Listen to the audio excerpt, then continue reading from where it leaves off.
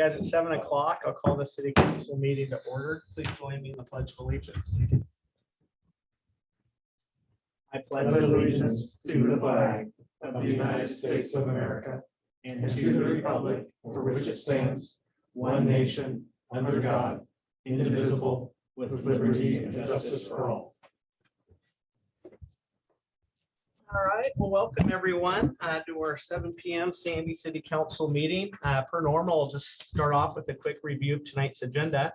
I'll start by calling for any changes to the agenda. We'll then go into public comment. This will be the time for people either virtually or here in person to provide public comment to the city council. We did not have anyone sign up today for virtual testimony, but we did have somebody sign up for in-person testimony. We'll then go, we'll have our public comment.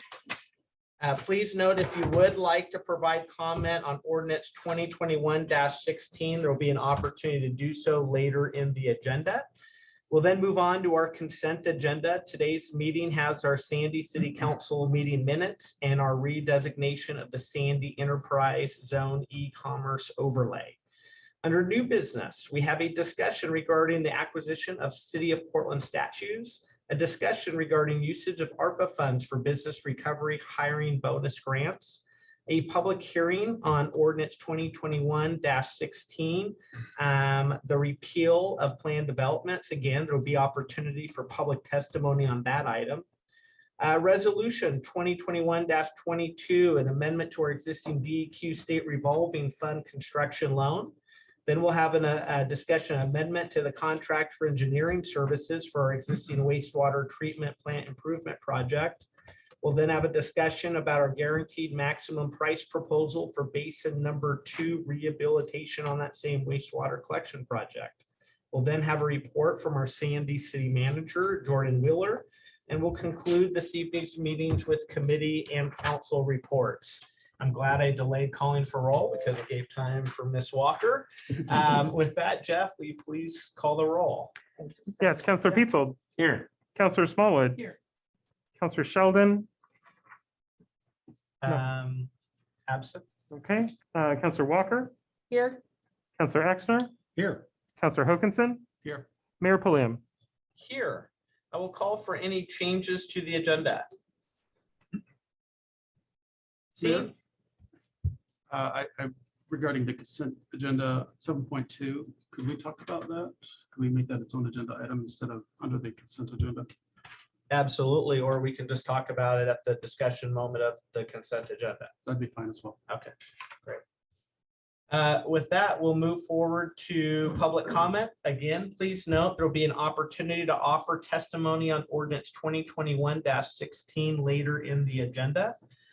Council now welcomes your comments on other matters at this time. If you're attending our meeting here in person, you were able to submit a comment sign-up form to the city recorder before our meeting started at 7 o'clock. I do have a form here, Protection of History and Statues, Kevin Moss. Kevin, would you like to join us? You have 3 minutes for public testimony. Thank you, Mayor Pulliam, city councilors. It's glad to be with you. I grew up here in Sandy, just up the street on Davis Street.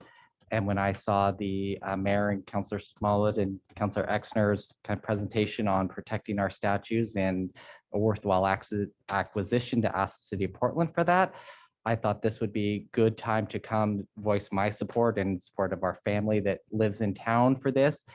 As an advocate of loving the history of our nation, the good, the bad, the ugly, to understand where we came from, to get where we are, to never lose sight of the past, that I think Sandy, this is who we are as a community, whether it's when we came together after the wildfires, the community events, the Mountain Festival, we've always had that sense of community, that sense of history, and that sense of vision. So I think the mining park would be a great place to add these statues to teach our children of the Sandy High School, the Cedar Ridge, and Sandy Elementary that this is a history of our nation, teach the full history of it. And I think that's something we need. I think it's something that can help our economic development. I think it's something that can help our tourism of our small town continue to grow. and be a great and welcoming place in Clackamas County. So I just ask the counselors that you humbly kind of support the mayor in this, and I thank you for your time. Thank you. Thank you, Mr. Moss. Appreciate it. I did not have any other sign up forms, and we did not have anybody sign up for our virtual testimony for this evening. With that, we will move forward to our consent agenda. We have our Sandy City Council meeting minutes and a redesignation of the Sandy Enterprise Zone e-commerce overlay discussion. Thanks. I had a question about that, the e-commerce overlay. It seems like that's something that we have in place, but we don't have anyone taking advantage of it currently, and we're renewing it for a period of 10 years. The question really in my mind is, what is the advantage of leaving it there for the coming 2 years, as opposed to we get somebody or somebody currently there decides to take advantage of it? What do we lose? What's the potential that we lose because we keep it there? Obviously, I guess the question, has it done any good to us up to now? And what's the potential harm if we leave it there? Well, one is I know that it acts as an incentive. That's well, it's supposed to act as an incentive for like our economic development department. It's not really a department, but our economic development manager to use as a tool to be able to go and get certain types of businesses. My understanding is from the last staff report is actually one of the new manufacturing companies coming into the town that this council recently approved. Some stuff they're looking to utilize it. That's to your point, that didn't necessarily bring them here. It's something that they're going to look to utilize after. But my basic understanding is that it's a tool in the toolbox to use to incentivize through tax abatement some businesses that we may want to bring here to Sandy for family wage jobs or otherwise. That's just my perspective. Yeah, and I wish David was here because he, not that David. Sorry, David. Love you, David. The other David, but David Snyder. Because is this the same one that the enterprise zone that we only so many cities in the state of Oregon get to have? I'm not sure about that. Do you I don't know how many. Because there was cities- one that we applied for and then they sunsetted, and I don't know if that's what got brought back. That was probably the opportunity zones. But it was around the same thing, the e-commerce enterprise zone.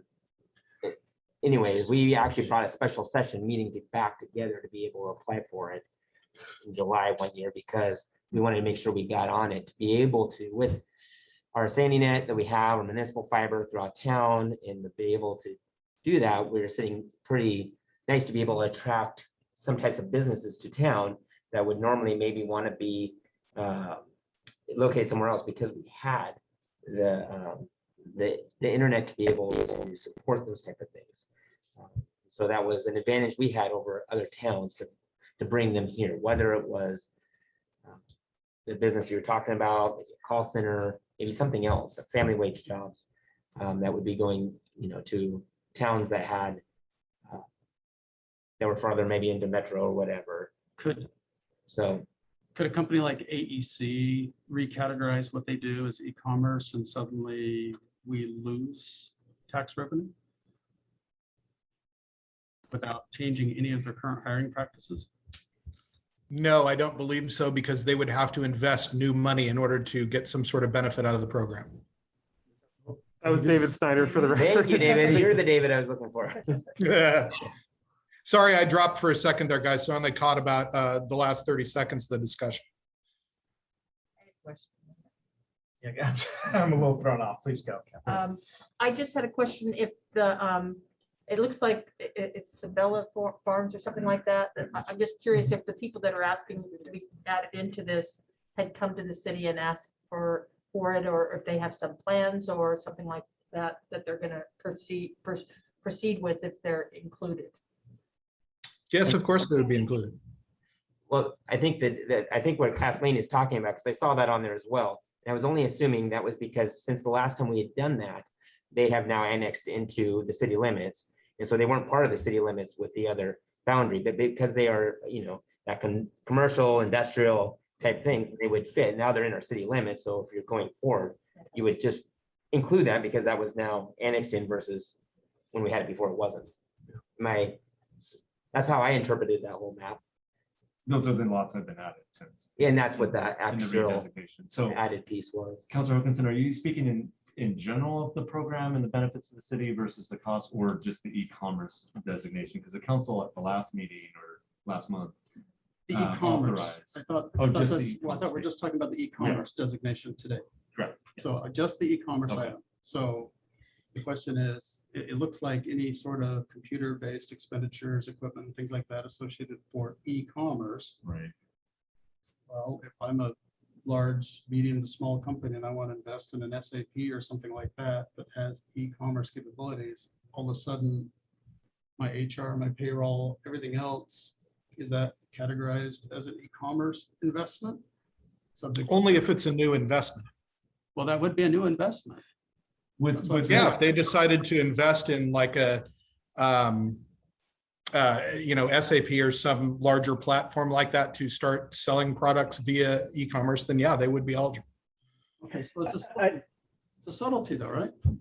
I think the other thing though too, just is that the primary focus of the business is that happening, online versus through a brick and mortar environment. So that would be another factor. As I understand the legislation, it's got to be something that is, they use the word predominantly, but I think that, if you've got a business that already exists and has a component that's online, but, also has a more traditional brick and mortar environment, that may not be sufficient. I think it's geared more towards something that is, predominantly, maybe even exclusively dealing with online sales. That is my understanding as well. And is there a requirement to bring on additional personnel as part of that acquisition or just hardware? Yes, the program would require bringing on additional personnel. Thank you. It would have all the same requirements that the enterprise, a standard enterprise zone project would have. Yeah, my understanding of this, it may not have had any influence on the past 5 years. I believe we've had it in place, but we do have someone who is considering coming forward and using this process. And I think that having it in place would certainly encourage others who might be considering it. It gives us kind of an attitude or an environmental kind of a tale of what the city would like to see. And I think that helps to be able to have that in place. And so I'm inclined to say yes for this. I doubt we would say no to anybody that wanted to apply for this if they were to come forward anyway. This to me would encourage business to become more efficient, work with our Sandy net. So it seems to me that there's not much reason why not to say yes to this one today. All right, without further discussion, is there a motion or is there further discussion? Well, I'll make a motion that we approve the consent agenda as we talked about it within the consent agenda as a whole. Is there a second? I'll second. Motion from Councilor Peatzold, a second from Councilor Smallwood to accept the consent agenda. All those in favor signify by saying aye. Aye. Opposed, nays.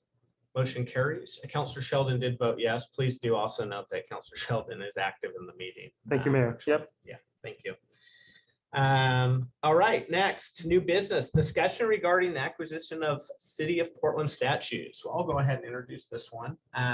So I think everyone here on council is aware of kind of the year and a half of what's happened kind of in our world, our state, and our neighboring community of Portland.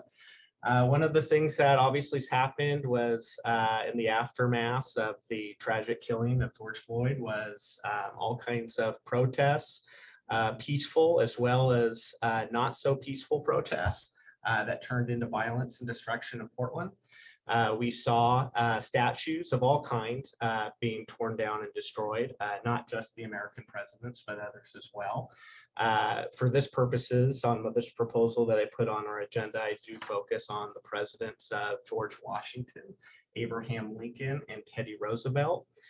Discussions that have happened in the community since such the proposal that I did want to kind of address going into discussion is one is I have not really seen a lot of negative commentary about the statutes. I have seen negative commentary about utilizing public funds to be able to get the statutes. And one thing I wanted to make clear up front is that I'm not looking to propose any city urban renewal funds or otherwise to be able to acquire the statues. In fact, I've received offers in recent weeks from people who deal with statues and the restoration of statues professionally, being willing to do this out of their own time and donate their time. I've also had a lot of community members, both in Sandy and outside of Sandy, who would say that they would step forward with monetary type contributions. I don't think, quite honestly, with the attention these statues have received both locally and nationally over the last year and a half, that it would be hard to raise the money with private funds to restore these statues. As for how it relates to the city of Sandy, well, city of Sandy is part of the United States of America. And these are three of the greatest presidents that I believe we've ever had in this country. The founder of our country, and George Washington, the man that led us through the Civil War and the emancipation of our slaves, and Abraham Lincoln, and then Teddy Roosevelt, Spanish-American War, and all kinds of great things. So I think that these statues could be great here in our community. I think it gives an opportunity for generations of people in Sandy, youth, adult, senior alike, to be able to learn both the good and the bad parts of our history. That's what statues are all about. So with that, that's kind of my 2 cents. Obviously, I'd like to acquire the statues. This ended up kind of rising into a conversation from 3 counselors after learning that Portland was considering not restoring the statues. We figured, hey, we would be willing to take the statues off their hands for them. So we'd like to bring it up at our next city council meeting. So that's what we're doing. With that, I'm open for discussion. Mike, go first, I guess. Obviously, I'm in favor of this. I was one of those 3 that said that as publicly, that this would be something that would be a good value for our city. I am the representative for the liaison, I guess would be the better word, for the council for the Art Commission. And although that currently is not, there are members in that, I think that there's been more than a little bit of interest that came to me. I didn't realize you had, Mayor, people had made suggestions that they would offer money. But I certainly had several phone calls and emails that said same sorts of things, that this would be something that would be good for the city. Don't have a tremendous number of larger statues in the city already. And although there was some concern about spending money out of there's currently an arts budget. There was some of those kind of conversations that came up with that. But if there would be some private monies that would be utilized to repair, I understand there's some repairs to be done, as well as putting them on some sort of base and that kind of thing.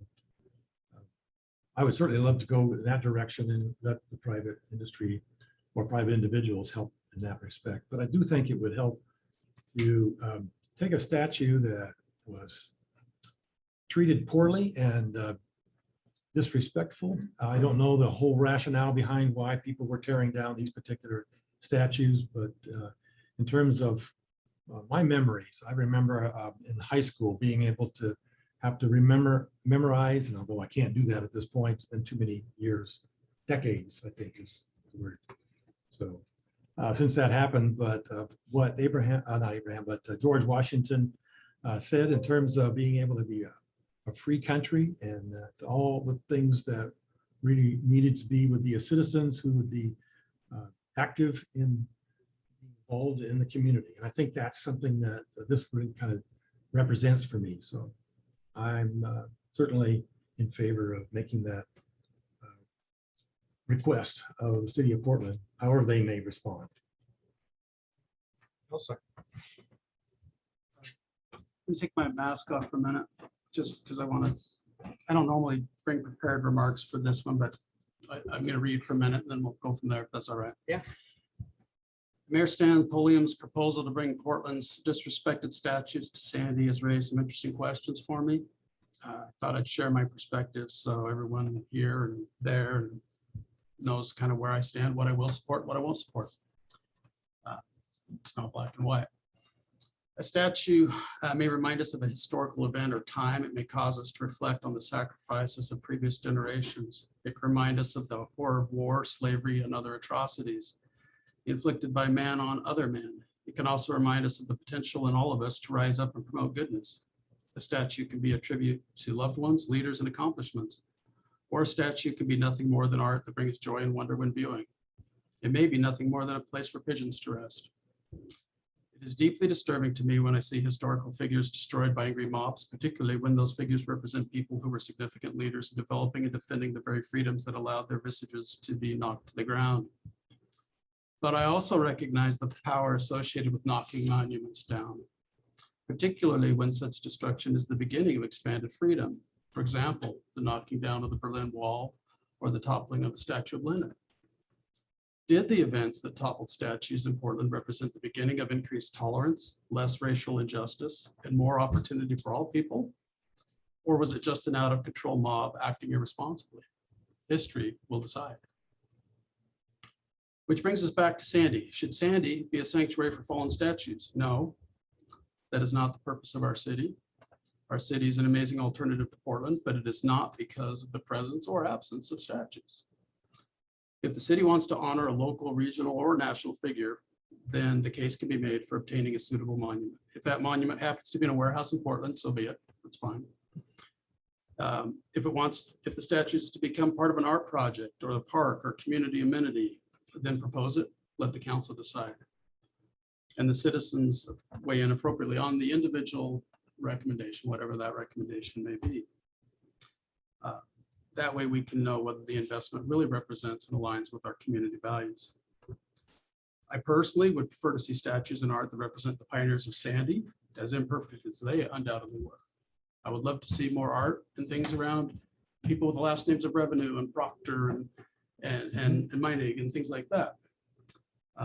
But my big thing here is, if the only reason for wanting statues here is to send a message to Portland, that's not our city's function.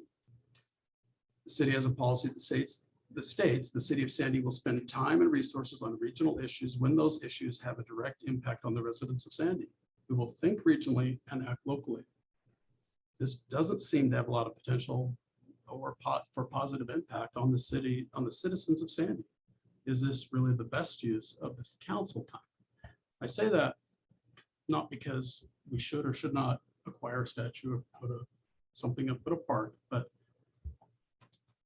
I would have preferred to have this discussion around this very specific proposal, whether coming from the Arts Commission or something else. And if that proposal was to have a statue of George Washington, we could have that discussion on merit. But it feels like the way that's being brought to the council is more politicized between a Portland versus Sandy thing. I don't think it should be our top priority with everything else we have to do. Thank you, Counselor. Appreciate it. I'll pick up. Appreciate what Don just said. It kind of wraps up a lot of what I was thinking. I think it's odd that when we bring something to the city council, you know, we always expect our staff to do their staff work, and this isn't really that kind of a thing in my mind, because it feels more like, you know, first of all, I want to know, what did Mayor Wheeler say when Mayor Pulliam talked to him? Well, I didn't, it would be inappropriate. Which Right. is exactly why our council's Right. talking about it. Right.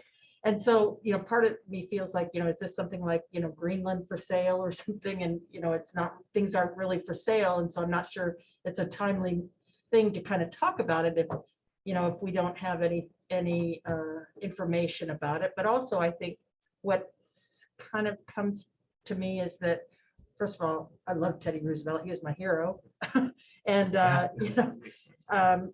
you know, started the Forest Service and all that, and I love statues, and I abhor any kind of damage to either public or private property, statues included. But I don't, this is kind of in a gray area of politicization for possible campaign that I think we need to really tread carefully. I'd like to hear what David Doofman's thoughts on this are, but I just get nervous about, you know, it looking like opening us up to kind of being accused of using any kind of city staff time or anything like that for something that's more of a political gain. I think it's just a gray area, and it's a bit of a concern that could get us into trouble there. But all that said, I'll kind of quote what I said in the paper, and that is, you know, I'd love to kind of explore having statues here in Portland you know, an elk statue or a bear statue or another salmon statue or, you know, anything like that. But you know, if we want a statue somewhere, but I'm not, I really don't want anything from Portland. I don't want their homeless. I don't want their protests. I don't want their policy of how they come up with managing their city. I don't want their high density. I just don't want Portland, you know, Portland and Sandy. I don't want us to Portland our Sandy. I really feel strongly that this, you know, that we have so much potential in Sandy. If we want some statues, let's really focus on that in our parks and things. There's, you know, potential for that, but trying to, you know, I think this would bring some of the protests along with it. And I don't want anything in Portland and Sandy, honestly. No policies, no statues, no homeless, and nothing like that. So that's where I sit. I'm going to go to you in 1 second, Carl. Well, a couple of things I just want to address really quick is whether we're running for the city council or for governor of the state of Oregon or president of the United States, there's politics, and people are going to propose things, and then it's going to be debated. I would say that, you know, it was asked a question, you know, what did, you know, Mayor Wheeler say when I'd reached out to him? And I have not reached out to him, nor have I reached out to the city of Portland. Why? Because that is inappropriate. That is not, we are not supposed to be acting individually without first talking as a body, which is why that this has been put on the agenda for us to talk about asking the city of Portland for their interest in us acquiring these statues. As for, you know, individual, you know, bringing specific, you know, things that people might want to the council, well, that's what we're doing here. You know, now have we fleshed it all the way out? No, because it would be inappropriate for me to do so. For me to have reached out and to come to some sort of agreement with the city of Portland before bringing it to you all today. I do believe that this does have impact on our community. One is you know, we have a counselor that sits here on our rostrum that it's been dynamic in our trails and our outdoor recreation, who just admitted that Teddy Roosevelt is you know, her jam, you know, is great. And that is the kinds of things that these statues of past presidents are able to do.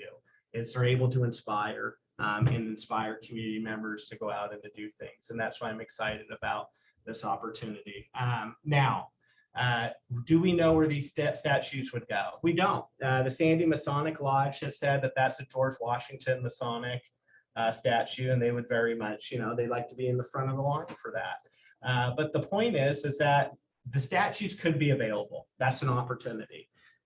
What we are talking about today is the initial reach out to see if it's an opportunity to go through a public process as to whether or not these statues would stay in Sandy. Maybe we send it to, I know the Milwaukee Masonic Lodge, for example, really like the George Washington statue as well. But what I wanted to be able to do was to give some sort of path, a future for these great American statues. And they're not, you know, Lincoln, I'd argue that some of these folks, these past presidents may not want to no longer be in Portland as well. And so, yeah, maybe acting as a bit of a refuge for the statue might be kind of nice. Carl, you had some comments you wanted to say. Yeah, and I want this comment to be viewed as information rather than as any kind of negative, because I could see how it might be turned that way. But read in my, sometimes I'll send an email out and I'll start out with my emotion in this particular one is positive. And so I want that to be kind of identified that. One of the things that we have decided as a council and staff has said that we don't want to fill our art commission for the interim because of some timing and some things that are going on in the rest of the city that needs to be more important. But this is one of those things where this would have logically come from the art commission as a proposal, along with an evaluation, how we went there. And I think not having that art commission is rationale for me to see it be here at the city council level rather than coming up through the ranks and such. So it is one of those things I was going to mention in the city council reports is I'm feeling that we should really maybe turn that corner and relook at the possibility of starting to identify and select and put an art commission back on the process. There's a lot of negative stuff that happened in the past, and I don't want to rehash that. I think it's a positive statement that the city would love to have art involved and established in the city. We've got several very positive things that are happening right now and have happened in the past. One of the reasons why I was an advocate of talking about this at the council was because of that lack of the art commission. So another rationale for being here. But I do think it's important that we make a statement. City of Sandy is one of those, I think, that has a lot of people that are an advocate for liberty and for standing up for, like it or not, some of those individuals in the past have bad scenarios in their lives. Maybe they did some things that weren't so smart, maybe weren't so legal in today's eyes. But in my mind, those three statutes at least provide some sort of rationale for us being proud of our community, proud of our city. And, my guess is that we would find a number of folks who would be willing to help progress that through. So I guess I'm still an advocate for moving forward with at least an evaluation of that. You know, I look at these statutes as maybe a little on a little different level than maybe some of you.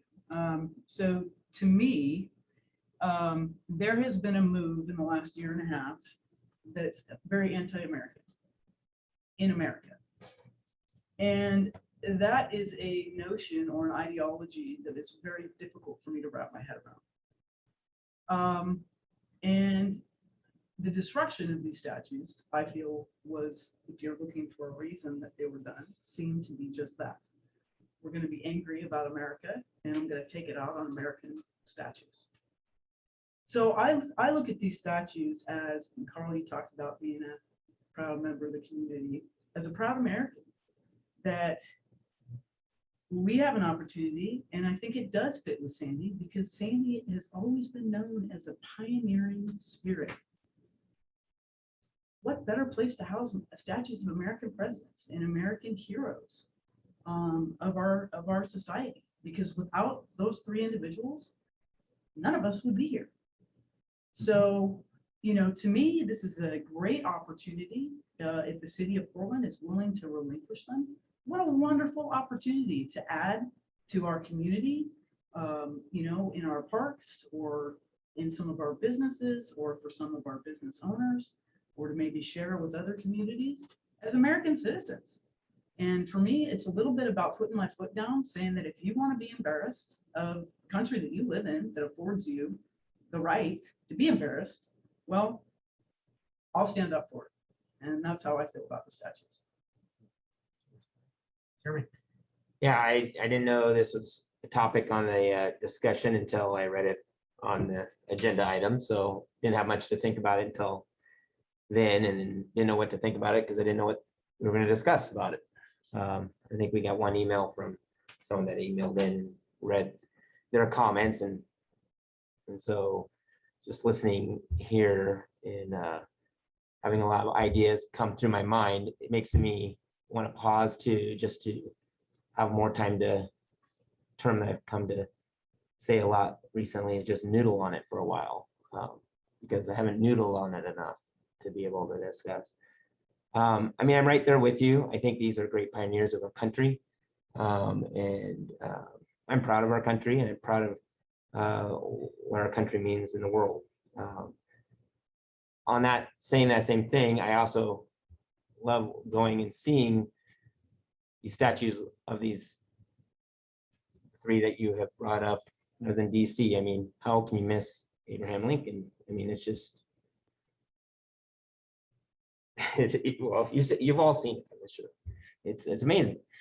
That being said, with no disrespect to them, I don't know what that means to our community, not in the area of our presidents, yes, but we've also, what does it, mean to be a Sandy statue? Why is the purpose coming from it? And so, I mean, I've listened to every one of you speak, and I appreciate all your thoughts. You had great insight and thoughts and that, and yes, agree with everything everyone's saying too. Like it's a decision there that But on the other hand is, I think, all right, where would they go in our community? I mean, you mentioned one site in particular. And then I wonder, what about them reaching out to grab that? I can think of when we put in the, I don't know if you call it a statue, but across in Centennial Plaza. And when we did that, we had a local artist come and do that. I mean, there's a little bit more of the local community, whether it's a statue of George Washington, Abraham Lincoln, Teddy Roosevelt, and a local artist doing it versus, someone else. There's part of that why you had that built in the place that you had it. Also, where you put it in that. And so I think in some ways, this is a little bit maybe the cart in front of the horse in a lot of ways of what we've said. I do agree, Carl, that having the art commission would help that. We do have, I know of only 2 statues in Sandy. Maybe I'm wrong. Maybe there's more. I don't know. Am I right too? I think Name them and I can tell you the ones I know. Centennial Plaza and the And then our the military. veterans Yeah. one there. And I remember when that veterans one went in place when I was in high school. And I think I was a freshman in high school, whatever it was, and with meeting, I mean, our community came together for that statue. And it adds some appreciation for that. Right? With no disrespect to appreciation of those 3, I think you could build those 3 on its own and have that same appreciation, but in how it fits in our community, size and everything else. I don't know how big or small the particular ones you're talking about are, but I think there's, I guess buying a used statue or creating one for what you have. And I guess that remember, I've only heard about this for the last 15 minutes. I'm still noodling on it and I can't. Yeah. So in that instance, I would say I want to slow down and pause or whatever to be able to noodle on it more. I think a workshop session on that would be better. I think maybe staff reach out, but I also, even at the end of the day, I'd be scratching my head going, why don't we invest in making our own in that aspect? I do agree with all of you in different ways. I also agree, and it's really disrespectful what I see across our nation in statues and how sometimes the environment of why they've been destructive may not be what is being politicized or not politicized. But with that, take that aside, wanting something of our own as a statue, if we're going to invest or do that, that could be, one of those or other presidents or, pioneer or whatever it may be in our community that would fit in the perfect place. So again, I said, only noodled on it for 15 minutes. If you saw me over here, I was thinking, noodling, but I don't have enough information and I would pause. I think there isn't a rush in the timeline for this, but maybe be wrong, and that's okay. Someone else will get it, and we can build our own. I don't know. Well, and thank you for those words. They're thoughtful as always, Jeremy. One is I want to see these statues restored, and then I think if they end up in the city of Sandy, I think that's awesome. But as far as something for ourselves versus use, and I know we're noodling thinking over, I think there's something pretty great in the restoration process, quite honestly. I was talking to somebody from our community the other day who said they're part of a text message group. I'm sure we're all dread being part of those, from friends across the country and constantly making fun of, you guys from Portland, you guys from Portland. And it wasn't until recently that it was, you're from Sandy, that there's a recognition because of some things that Sandy did a little differently than Portland over the course of the last year and a half, 2 years, that were different. And I can't tell you how many times, Oregon is like branded because of the large city that we've all sat around and watched. And as a result, all of our surrounding communities are branded in that same light. as to what people are seeing on the news every single night of the riots and the destruction. So I do think there's something pretty cathartic and pretty neat for a community, especially when, to your point, Lori, with the pioneering spirit that Sandy has, that comes together with private funds, not taxpayer funds. We do it as a community and say, you know what, we're going to restore these statues of our great American presidents that inspire so many and that were destroyed, through chaos and destruction. And Don, just to kind of go back to your earlier remarks about, tearing down the statues and what kind of does that lead to some sort of greater movement, awakening, and I would say is no, not when it comes to, 3 past American presidents, that are there both in their positive as well as things that you can learn from negative things that happen there as well. There is not some sort of renaissance that happens by getting rid of the statue of Abraham Lincoln, someone who fought for our union, for our country to stay united and emancipated the slaves and did some wonderful things for this country. So anyways, those are my my closing remarks on it. What we need to be able to do one way or the other is do we want to inquire to the city of Portland to see if this is even a possibility?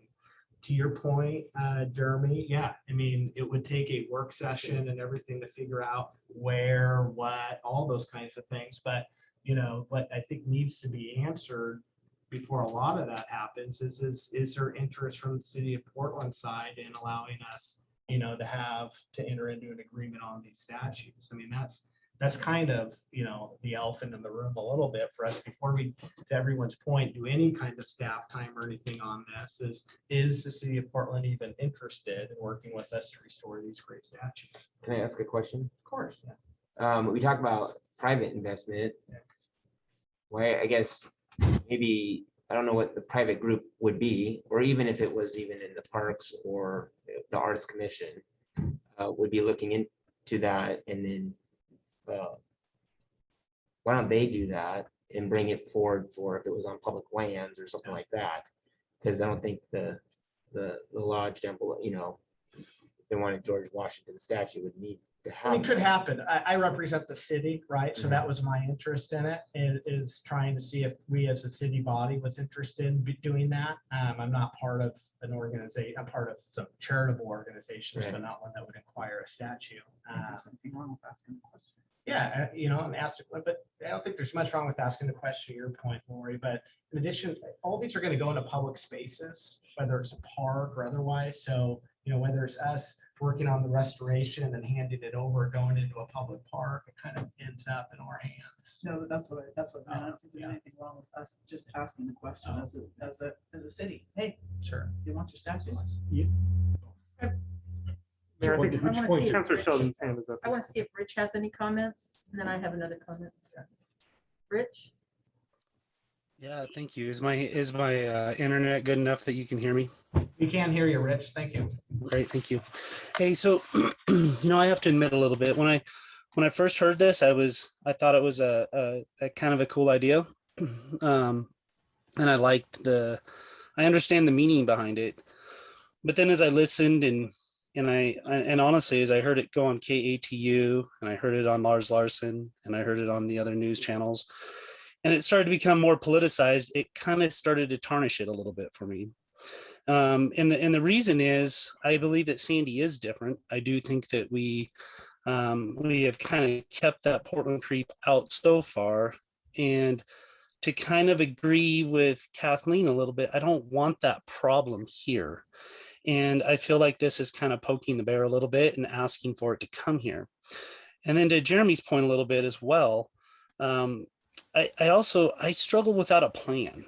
I realize that we're just making an inquiry, but it shouldn't be the city's part to make an inquiry for the Masonic Lodge. If the Masonic Lodge would like it, then we can do that. We can talk about it. If the Parks Commission would like it in a park, then that's a different point. But to take 3 statues with no plan and put it there isn't really about that. It feels more like we're just trying to spite Portland a little bit. And that's something, I don't live in Portland for a reason. And I think the majority of our community is that way. They they choose not to live in Portland, and we choose to let Portland do what Portland's done and just not do that. On a bigger scheme, I totally get it. From a state level, I understand trying to make that, and I understand trying to make a point, but I just don't know that this is the point that we need to make at this time without a plan to move forward. So I'll finish off with one more comment if I could. And that is, I appreciate you bringing up the need for restoration, because that really kind of just, rang a bell for me. And the city gave back over $250,000 in a grant for Mining Park, because we couldn't come up with our share of the funds to help rebuild the horrible trails that you could almost break an ankle on, to help fix the no-name creek in there, to build a much needed dog park. Last week, people were complaining that the porta potty down there was overflowing with poo. And let me take this, it was overflowing with poo. And, those are the kind of the issues and priorities that we have here in our town that we really do need to focus on. And, getting another bathroom down there by Fantasy Forest and not a porta potty, and fixing those horrible trails for the Sandy Mountain Festival, making sure that the homeless aren't living in our park and stuff, are so much higher priorities that I think we got elected to help fix. And I really want to see us focus on those, issues that are really affecting Sandy residents first, and restore Mining Park to the beauty that we inherited from our forefathers, and really, make it shine. And that would be my priority here. And like I said, I agree with Rich about, not having a plan and stuff. My focus is, we have a Parks Master Plan. Let's start focusing on getting that implemented. And if we want to, form a park arts commission, and they want to start forming, do a plan and come up with some priorities, that's great. But I just really feel like, when it comes to Mining Park, there's all sorts of restoration needed there that we really should be focusing on, rather than kind of chasing this rabbit. So. Thank you, Kathleen. Well, Carl. Yeah, a little bit to that, to quote some things that have happened in the past by people. I think that Sandy can chew gum and walk at the same time. So I think that there are opportunities to look at a variety of things, whether there may be other priorities that are higher than acquiring these 3 statues, possibly. I can think of some other priorities that would be very high compared to the 3 statues. And so that's a possibility. But to me, this kind of makes a statement for me that says this is one of those things that Sandy's a little different than maybe some of the adjacent cities. I also I don't want to belabor it a lot, but I think that the Arts Commission could come forward with a proposal, evaluation, whatever it would take to be able to find out if these particular statues really do fit within the city of Sandy. If they were in existence, I think that we could have something that could be good conversation, but it would still need something, a direction from the city council to say to a Arts Commission, we want you to evaluate, we don't want you to evaluate, but this is something we want you to take into account. And I think that's the purpose that I see what we're having a conversation here about is we want to send something forward. And I'm not sure that all the details is worth us discussing here at the city council. Let's just be leaders. Let's decide what we want to do, make that statement, and allow either staff or our committees that are appropriate for those things to evaluate, come up with a proposal, present to us something that makes some sense. To that point, you got to inquire to find out if we even should start that, right? Yeah. You have the egg or the chicken kind of a thing. How do you move forward on it? I think that still the city council needs to have some sort of statement to ask that we can move forward on some sort of plan, some sort of direction, some evaluation. So I guess if we don't want to evaluate that at this particular body, then I guess I'm proposing that we move forward on the Art Commission and allow them to come up with something. But we still need to tell them what you to think about. Thank you. Don. Thanks. I appreciate the discussion. And for the record, I mean, George Washington, Abe Lincoln, next on the Forest Service. And going to Night at the Museum. Yeah, he caused a lot of ruckus on that. No, I mean, I revere these men. They're great leaders. Like, this is, my comments are not a slight on them, their legacy, or the work that they have done. My interest here is really in the continuity and the cohesiveness of what we're building in Sandy. It started in my mind with the implementation of Sandy's style back with Scott Lazenby, and all of the coming together into some sort of coordinated thing, whereas before we were just a disjointed set of streets and building styles and intersections. Now there's a feel to Sandy as you come into it. What I'm not sensing here, well, before 3 or 4 weeks ago, none of us comprehended or thought about a presidential set of monuments, in our parks or somewhere located within our cities. That doesn't mean it doesn't fit within the thing. It's just, it wasn't part of that master plan that we've been working towards up to this point in time. And so that lack of a plan is really my #1 hesitation. Maybe it's a fire sale and we can pick up some cheap used statues, but to me, that's probably not actually going to happen. I mean, if those statues have value and I was Portland, I would sell them to you for the value that those statues had, or I'd sell them to some collector somewhere. So I don't think pursuing this idea that their fire sale is meaningful. Not against having somebody do it, but I really like the idea of this being a private enterprise, private effort.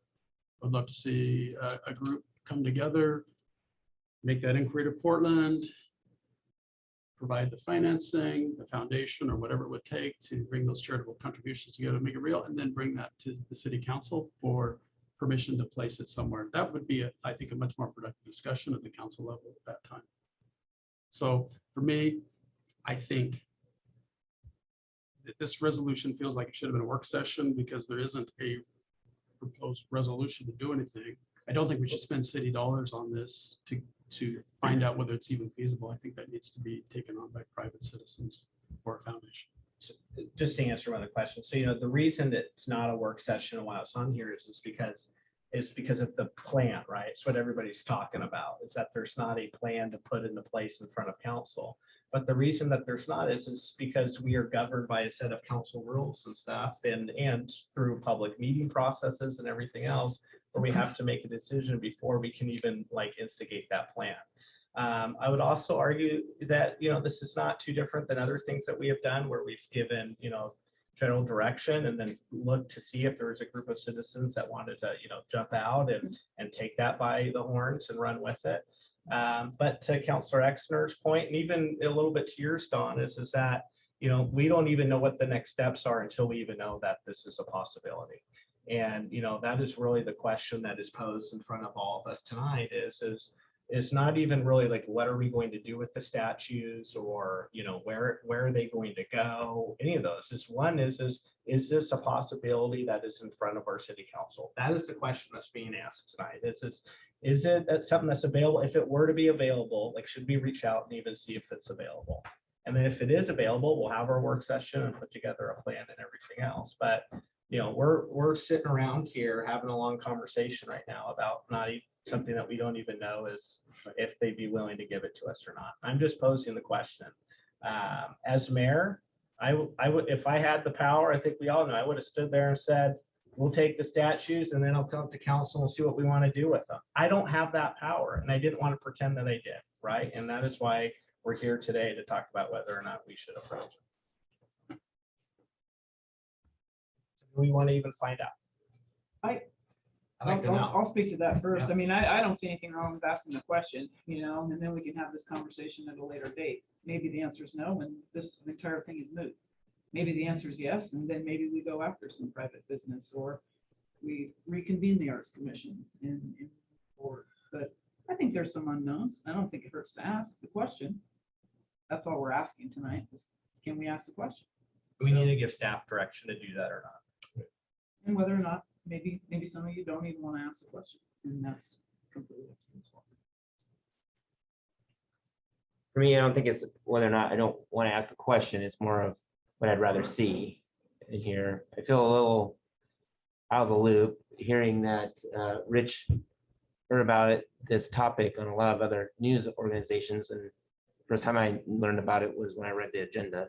It made me a little out of the loop, and I feel like I'm pretty in the know for things that are going on in Sandy. So I don't know how I got on all the news channels, so I'm a little Again, frustrated with that. Well, Jeremy, we can't keep everybody in the loop offline outside of the meeting, right? There's public meeting rules. So I get that. I'm not asking for that. It Yeah. just, this should, I think, came up in a work session, like I said before, ahead of getting in front of all the rest of it. Do you So want I to- feel a little bit, Do you want to table this for, till the next meeting?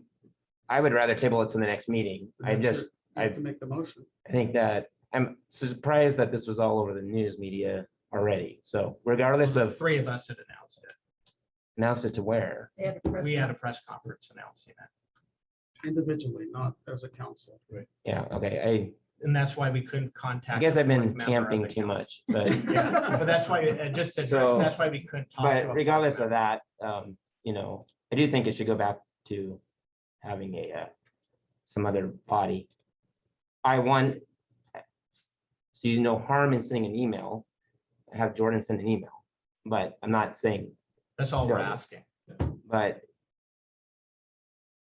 before having a work session to talk about it for an hour, when one email would decide whether or not it was even to have a conversation. We're wasting so much darn That's all we time want. talking about this thing that I, one, would rather build our own statue of those three men than to buy a statue from someone else.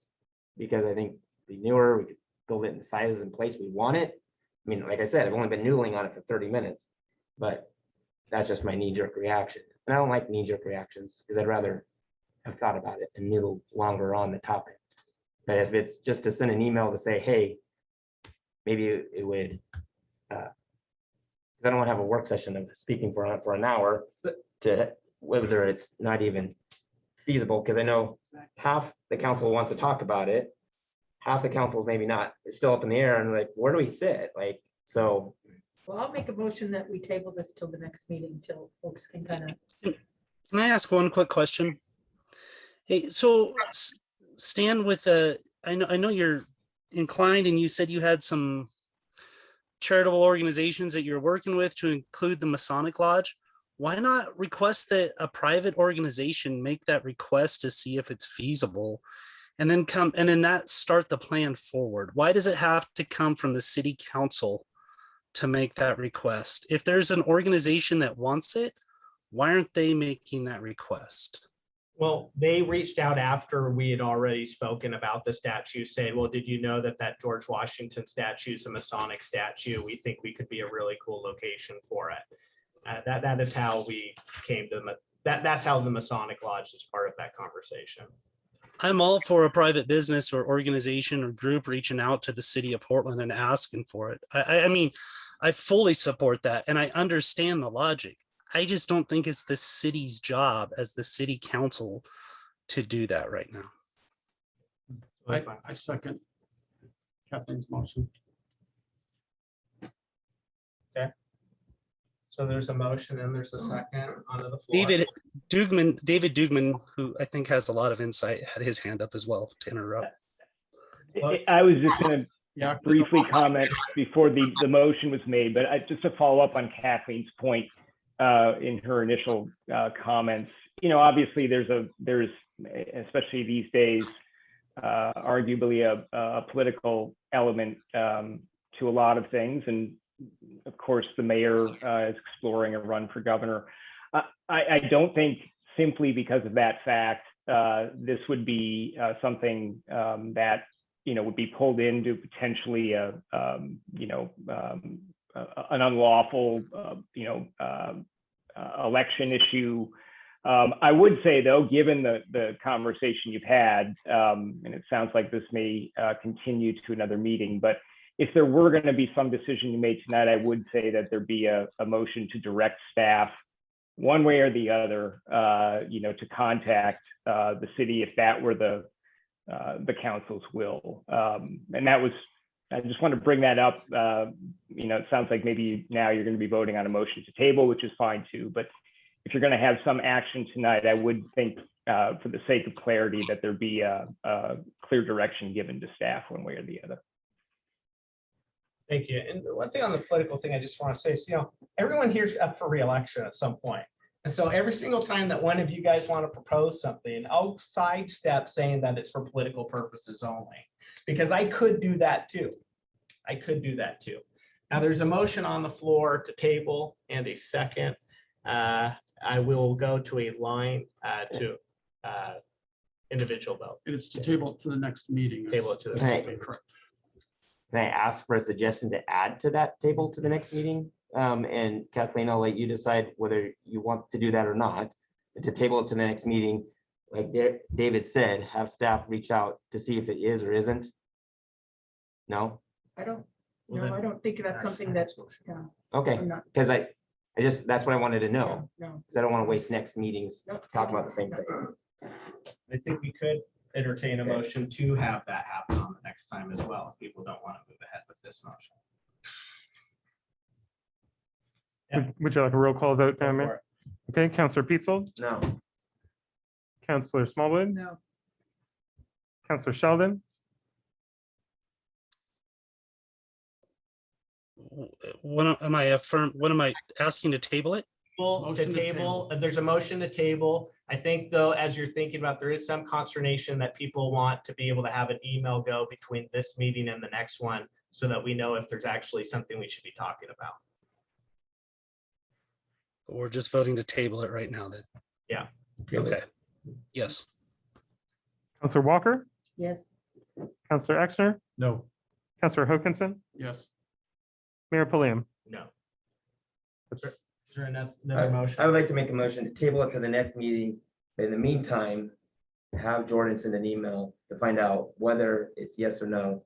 So we don't waste the next meeting by just talking another hour of the same topic. That's all we need to know, yes or no. There's a motion on the floor and a second by Counselor Smallwood. Still a roll call vote. Counselor Pietzold, Yes. Counselor Smallwood, yes. Counselor Sheldon, No. Counselor Walker. Nope. Counselor Exner, Yes.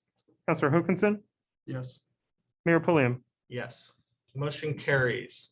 Next item under new business, discussion regarding usage of ARPA funds for business recovery hiring bonus grants. So this is a conversation that came up in our last mayor meeting, well, come up in some inquiries, and then we had a longer discussion in our last mayor's meeting with Jordan and Jeff. So as I talked to a lot of business owners, not just Main Street, but across Oregon, but mainly across Sandy, people are not able to hire right now. They're struggling with folks making it pretty good on unemployment insurance and other revenue streams to not have to work. And so what we started talking about could we put together using American Recovery Act funds, the ARPA funds? What was the number received, Germany? Jordan, I feel like it's like 2.7, 2.9 million. in total 2.5. ARPA. Huh? 2.5. 2.5 million in total ARPA funds. We're going to use a lot of those in the cover structure program. But what we'd like to do is see is there interest from council and staff putting together a program for bonuses for new hires for businesses in Sandy. Some of what we talked about, one is man, I sure don't want to give out like $1,000 bonuses just for an employee to take the bonus and then quit the next day, right? That's not going to do anyone any favors. Certainly that's a lot of training and stuff for that person to just leave. We played around with maybe like $1,000 signing bonus, and then after 5 weeks, you get another $1,000, and that incentivizes the person to actually get into a full-time job. Maybe it's a one-time payment after the original 5 weeks. I don't know. We're open to different tiers and a more of a straightforward program. What I don't want to do is create like a huge bureaucracy that's really tough for our staff to implement. That has a lot of people chasing down paperwork to justify funds, but at the same time, I don't want to just be handing out this money to businesses that are going unchecked, right? So anyways, very beginning stages right now. It's very much in a conceptual stage, but wanted to bring this in front of council, see if staff should put more work in front of it. Don. This is a revolving door. If we head down this path, we just create people leaving one job for the next. When I first moved up to Oregon, I went to work at LSI Logic in Gresham, And we hired everybody away from Fujitsu. And a few months later, they hired them back. And we just kept doing this and we paid huge bonuses. Bonuses will not solve the lack of the labor problem. So I think this is not a good plan. I don't think it solves anything other than the short term. And in fact, it might even just take people away from local businesses, not just people from out of the area. Because it's a small pool if you're trying to fill the McDonald's time slots for the night shift. I would suggest, though, in the interest, going back to our e-commerce discussion in that economic zone, if you wanted to do something along the lines of providing grants for automation or things that will permanently reduce the need for employment, certain types of employees, that is something I would entertain and would consider. I think that would help in the longer term, not just the short term. But I don't think just hiring bonuses will help. Thank you. Other thoughts? What about brainstorming, and I don't mean like tonight, but for something aside from monetary, something that people would find of value, but maybe wasn't a large Swimming membership. lump sum of money, right? Well, or, utilities, your utilities are paid, or I don't know, like I haven't thought it through. I was just trying to think of something where you could still incentivize, because I get what we're trying to do, right? We're trying to help our businesses get employees, right? And I like your idea. The only thing that worries me is that then in the long term, we have less people to hire in the community.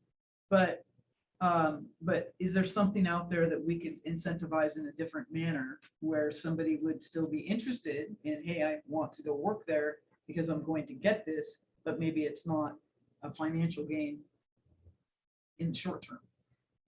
And the reason on the financial gain is remember, we have no power to turn unemployment off, right? Yeah. And so all we can do is we don't have, all we have is a carrot, to try to incentivize somebody to make even more money to leave unemployment and to go back to work. I hear the revolving door deal. I do think that there is an opportunity as one of the first communities to implement it. Now, I got this idea because I was in Penn and I saw McMenamins advertising $1,000 for a cook. I mean, that's how I got the idea. Well, Right. everybody is. Right. Everybody is. And so I thought, but to that, I'm actually not seeing that in Sandy a lot. I'm not seeing a lot of signing bonuses being offered on. Exactly.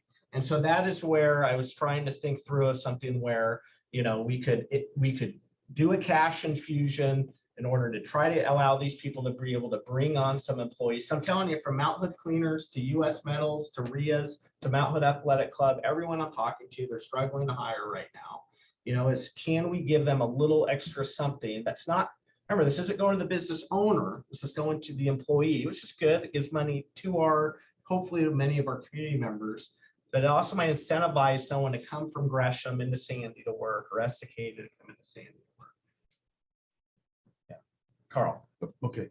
I'm a little concerned about the hiring bonus thing. And just as a comment, Estacada has had some hiring bonuses. You see them advertised, at least on one restaurant anyway. I know that one. And I don't know if they've had a fulfilled. I don't know that. I think it's been there quite a while. So dragging people in from other parts of the community or moving them from Tollgate to Ria's, I don't know if that's going to happen. But I kind of like the Commissioner Smallwood's thought about maybe there's a little bit bigger vision we can look at here that will incentivize people moving into the community.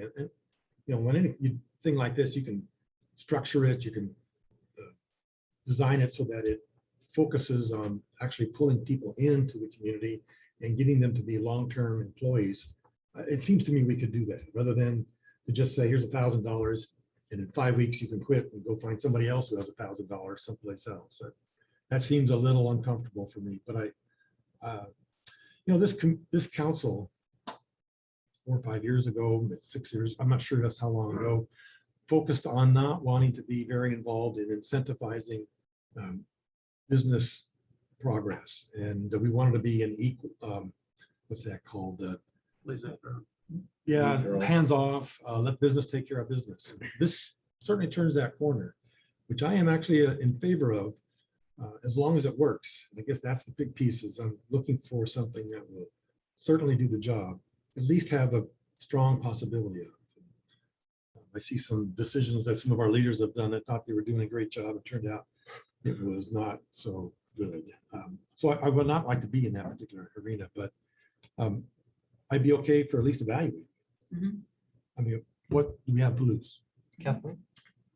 Well, I feel a little bit anxious about the fact that we're sitting here talking about something and we don't have a plan.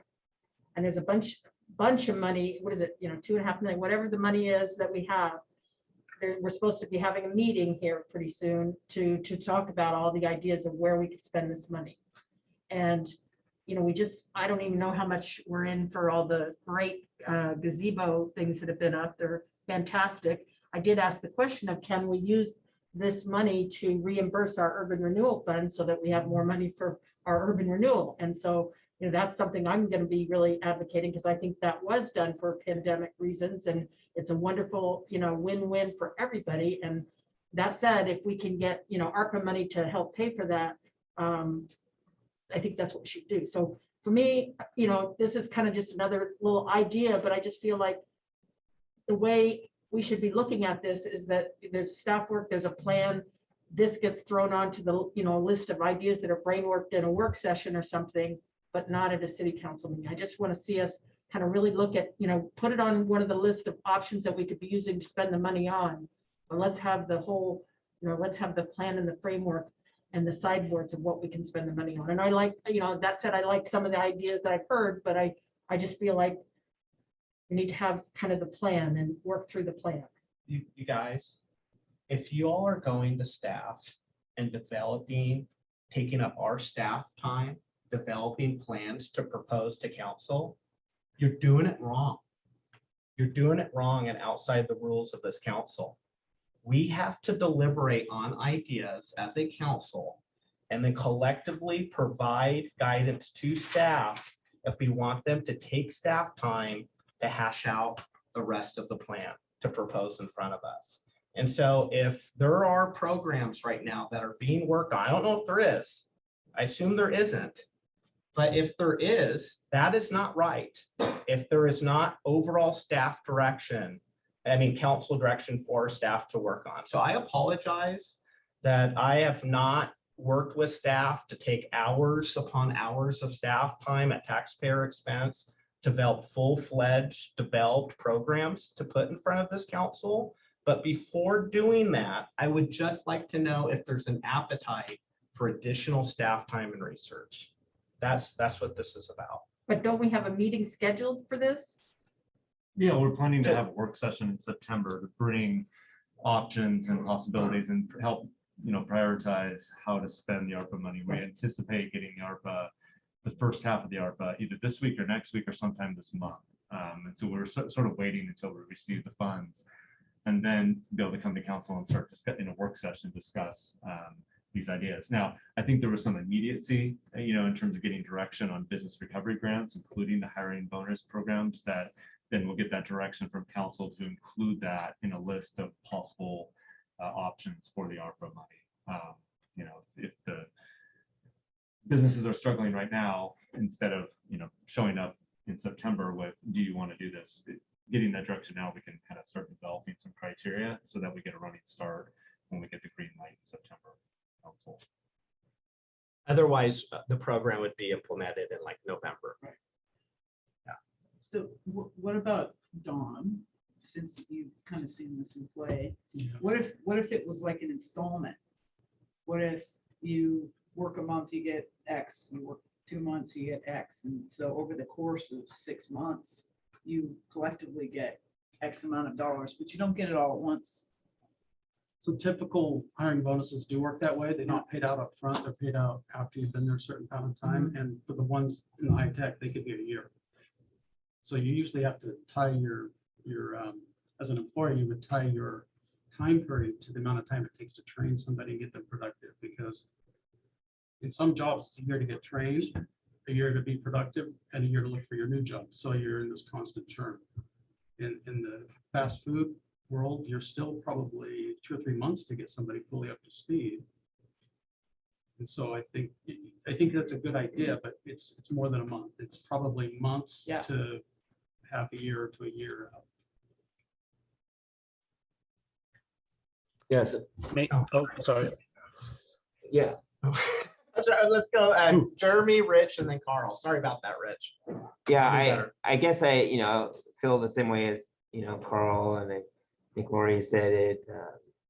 And Don. I'm really reserved on the hiring bonuses for, a lot of reasons we've talked about.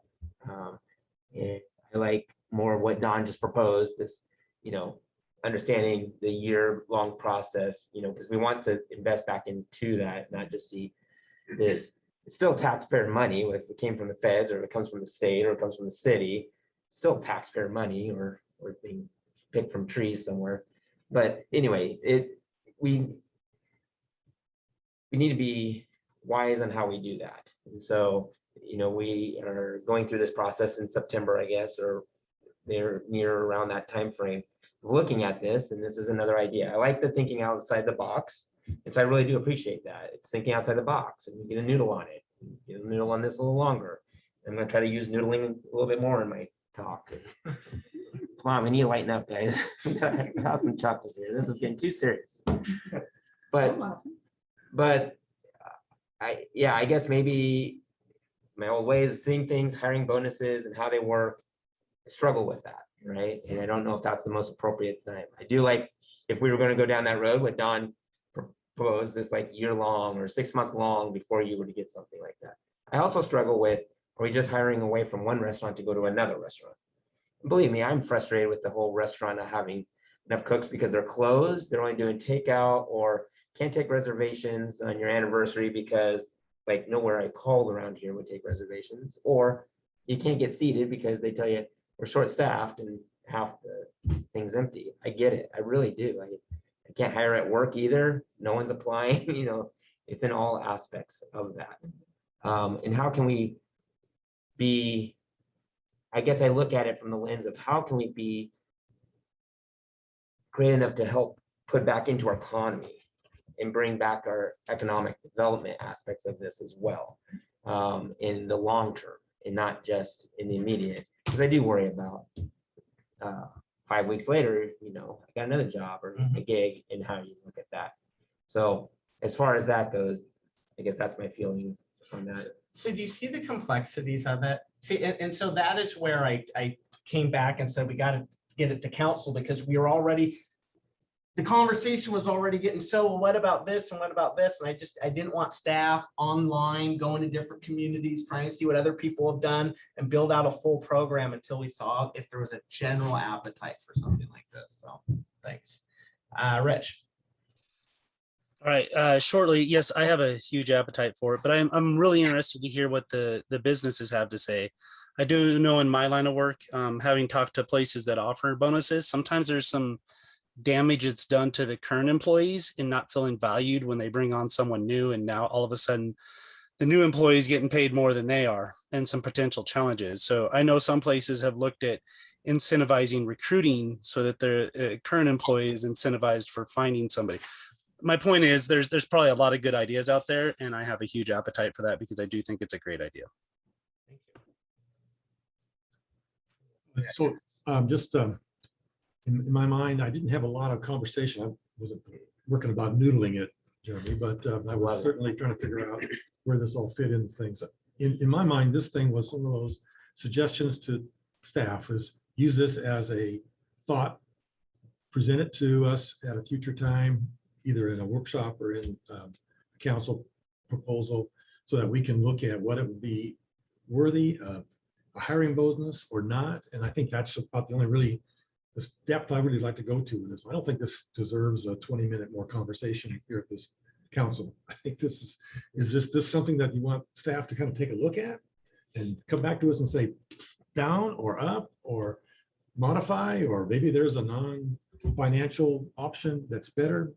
To me, that's what this is about. To me, telling staff that there's a chance that we want to be thinking about maybe some sort of way to gather workers, employees for some of our businesses that are really struggling to figure out how they don't have the money, the pockets to be able to finance some of the competition because of the long year and a half worth of struggling at 1/3 or off again, on again business that's been mandated on these businesses. So to me, I am thinking that we ought to just say, take a look at hiring bonuses versus whatever else might be in that same arena, whether it's financial or just incentive without financial. Makes sense to me. And then bring it to us at the September meeting. Thank you. Right. Can I- Sorry, Don, and then I'll go back to you, Kathleen. So noodling, Okay. noodling is when you put your hand over the bank and you wiggle it until the catfish bites. That's what we're talking about.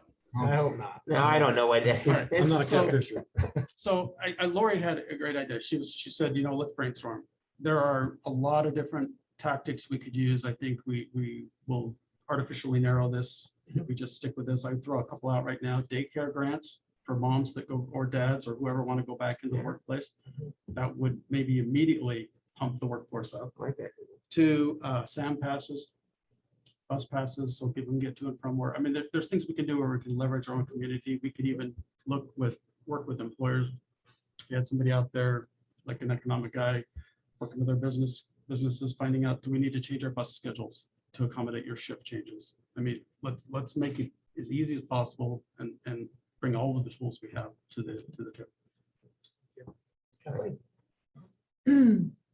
I'm very interested in helping out our businesses. I'm also very concerned that we are fair about it and equitable. And I think when we talk about giving certain people, I mean, basically what I'm hearing is that we're talking about taking taxpayer money and giving it to an individual employee of an individual business, which in my mind, that's not our role here. I would feel more comfortable. I like some of the ideas that I've heard about, giving businesses breaks on their utilities or some other kind of something that has a tangent to the city that helps our businesses. I'm not real comfortable with the idea of handing out this money to individuals because it's very difficult to, not have some winners and losers there. And I'd be concerned about that. Rich? Well, Don stole my noodling thing. I was going to tell you to Google it, and it's when you put your hand in the catfish mouth and pull it out. Sometimes they find a snapping turtle and lose a digit. But anyways, the next thing I was going to ask is, we seem to be going around in circles. Can I make a motion that we have staff explore using ARPA funds to enhance business hiring practices? How's that sound? Great. Second that. I have a motion on the floor from Counselor Sheldon, a second from Counselor Petzold. All those in favor signify by saying aye. Aye. Opposed? Ayes have it. Next item under new business. Thanks, Rich. Thanks, Rich. Appreciate it. Yes, definitely. I gotta get to some, hold on, sorry, guys. I could have done this a lot faster at home, but I'm getting used to it here. All right. So just a reminder, public testimony there will be an opportunity for public testimony that will occur after the staff report concludes. I'm going to open the public hearing on state land use file 20-034 DCA at 8:23. Any abstentions from the hearing body? No. Any conflicts of interest? No. Kelly with the staff report. Thank you, Mayor Pulliam. So I'm going to be very brief here. Just to remind everybody, in June, there was a joint work session between the Planning Commission and City Council. At that joint work session, you guys talked about code priorities coming up in the next year or so, and you decided your top 4 code priorities that we would try to accomplish by the end of 2021. One of those code priorities, which was the top priority, was repealing Chapter 1764 to do with plan developments and all of the associated references found throughout the code. So as you'll see in the staff report and in the attachments, there were a lot of code references we found. And we also even found one in Title 13, so it would repeal that as well. Following state requirements, we noticed DLCD on June 16th. They have not said anything about the code amendments. I have not heard anything else from anybody else in the public or Thousand Friends of Oregon. We also sent it to property owners on June 24th. We had a lot of inquiries on that because the notice wasn't done as well as I wish it would have been. Not trying to point blame at anybody, but basically we learned a lesson on that one, which fielded a lot more questions. But since that time, it seems like from our additional information that we provided the public, most people understood the goals of Council and Planning Commission, and I don't believe you'll probably have a lot of people speaking tonight. It then went before the Planning Commission on July 26th, and they unanimously forwarded a recommendation of approval to you tonight. So with that, I would recommend opening the public hearing and then moving forward with repealing Chapter 1764 and other chapters, or in other references throughout chapters, throughout Title 17 and also in Title 13. And that concludes my staff report. Thank you. Any questions for Kelly before we move on? Okay. All right, public testimony. Here are guidelines for those who wish to speak. Please try to avoid repetition. If someone else has already expressed the same thoughts, it is sufficient to state that you agree with the statements of a previous speaker, even if that's all you say. If you have documents, maps, or letters that you wish to have considered by the body, they must formally be placed in the record of this proceeding. To do that, either before or after you speak, email your materials to recorder@ci.sandy.or.us, and staff will make sure your evidence is properly processed. To offer public testimony, for those of you joining us in person this evening, please raise your hand and indicate that you'd like to speak. If you're participating online, click the raised hand button and wait to be recognized. If you're participating via telephone, dial *9 to raise your hand and wait to be recognized. I'll call on each person when it is their turn to speak. Each participant will receive up to 3 minutes to testify. Jeff will let you know when you have 20 seconds remaining. Our council rules to require each person to state their name and address for the record. I'll now call for testimony on the proposal. You'll be provided 3 minutes each. Remember to state your name and address for the record. Is there anyone in attendance who would like to testify? Seeing none, how about online? Please dial *9 via telephone or raise your hand if you wish to testify.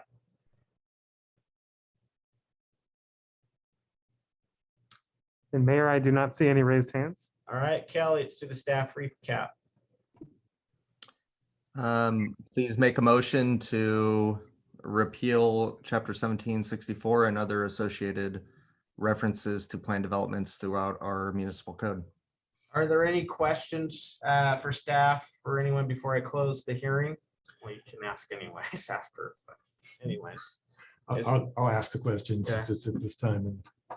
And the only thing that I remember, and I voted for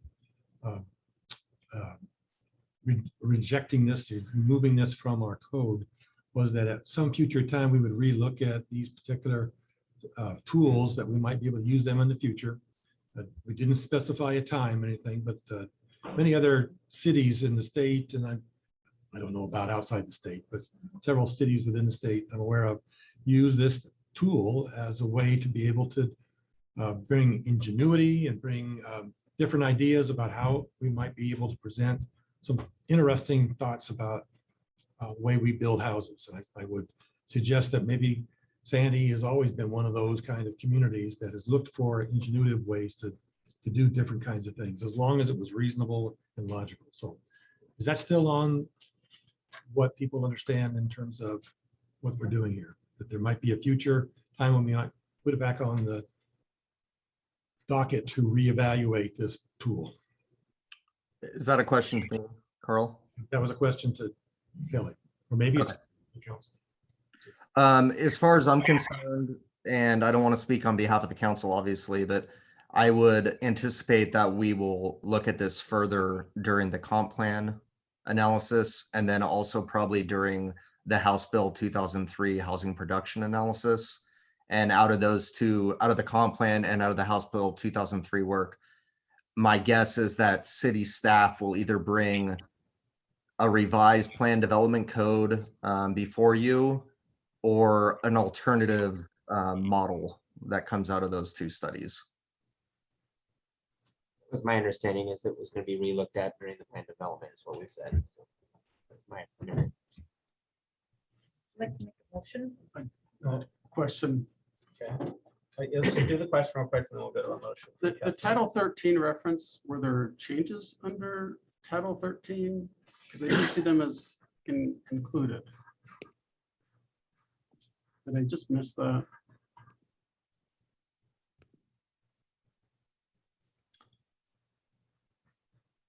Scrolling. It's in the staff Yeah. point, right? But in the,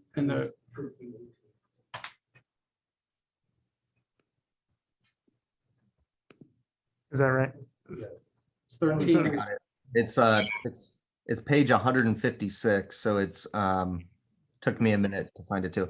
Well, Section I'm looking at, section 13. I'm sorry, is somebody else speaking?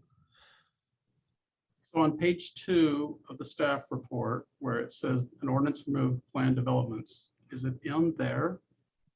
No, the reference in 13 is in section 13, 18, 30A. It's in the full whereas. So, okay, but it's not specific saying, okay, so it's just, never mind. I guess Councilor that's Hoganson, in the actual ordinance itself, in section 16 of the ordinance, it says chapter 13 is amended as detailed in Exhibit O. Thank you. Yeah. Okay. Gotcha. Thank you. Question answered. Okay.